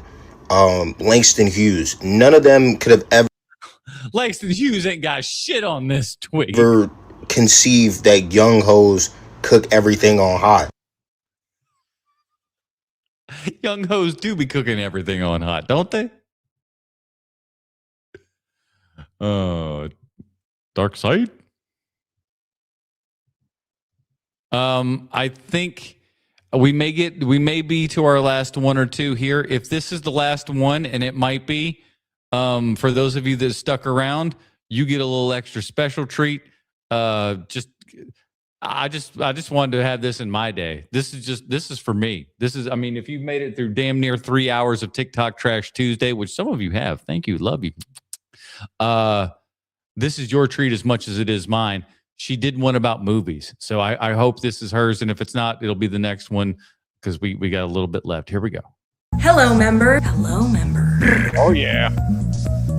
Don't forget, tonight is our semi-triannual last Tuesday of the most liminal month of the year, Cult Member Movie Night. Yay! I will be a part of whatever this cult is. Give me part of the Christina Mendez cult. Sign up right here. I'm all about the orb. I'm all about whatever's going on here. Nice! Attendance is mandatory. We'll be screening cult classics like Bees in here, too. Bees in there. Nice! Yeah. And Yeah, I'd be watching that Bees movie. it's critically misunderstood prequel. Where did the bees go? What? You haven't seen it? You are in for a treat. Yeah, I am. Yep. Me look. Yeah. Also, our award-winning film, Parking Garage. Parking Garage. The Reckoning. And guess what? There will be a Q&A with a B. With a B. It won't answer questions, but it will hum. It's delightful. Reminder, please bring your own folding chair and the floors remember what you did last time. Yeah. Sorry to bring that up. You're in for a treat. It's Talk about a treat. Yeah. Me look. ¿Te gusta? Yeah. Brr. See you there. The orb will be watching too. Brr. Ladies and gentlemen, that's it. Another TikTok Trash Tuesday in the books. Could it get any better than that? I submit to you that it could not. Orbology is better than Scientology. That is correct. That is correct. Telling you. Got to love the Orbology. That is it, everybody. Another TikTok Trash Tuesday in the books. If you haven't, for the love of God, hit the like, hit the subscribe button, hit the hype button if you're on the mobile, and do that for all the things. Anything that you see, do the little hype button on it. And you know what's cool? At the end of the week, they send you a little thing that go like, look at you. You helped out this channel by hitting this hype button. Look at how much you did. But to get anywhere up close to any of those top things, there's got to be a gajillion of them. But any of them help. Any of them help. And it gets this here program going out to more people just like you who enjoy this. And I'm telling you guys, listen, if this is one of the only things that you ever watch live streamed, do me a favor. Watch other people's stuff. And try not to end your life right there. So many people have so many streams where they are doing nothing. They are saying nothing. The entertainment value is absolute dick. But over here for nearly 3 hours after I just watched a nearly 3-hour film and came back and everything, I sat here and reacted to TikTok for 3 fucking hours, damn near nonstop. And I rarely stop talking throughout the entire thing. I'm giving so much. All I ask from you is just a little like and a subscribe. Hit that notification button. Come on out on these things. Show up on Sundays for our regular HMP Live. This week, we're talking 21 Jump Street because in the month of May, we are doing all buddy flicks. So we'll go ahead and tell you what those are right now. We're doing 21 Jump Street. We are doing Thelma and Louise. We are doing Mandalorian and Grogu. And I'm trying to remember the last one. I got a picture of it earlier today because I sent it to Bruce because I was like, you'll forget these. And now I've forgotten them. How about that mess? Isn't that hilarious? And I've lost it. But there's a third one. There's a third one in there, and I forget what it is. Anyways. That is it, everybody. Join us here on Sunday. I tell you what, as a matter of fact, watch for tomorrow where I'll have a quick review of Lee Cronin's The Mummy with my nephew, Max. I got him out of school early. We went to go see a horror movie, and we review it for you tomorrow right here on HMP. That is it, everybody. We'll see you tomorrow, or yeah, I'll see you tomorrow. I'll see you tomorrow because you know what? I'm going to show you some. I'm going to show you that video. I'm clearly trying to find the fucking. There it is. There it is. I'm like, where is the music? There. We found it.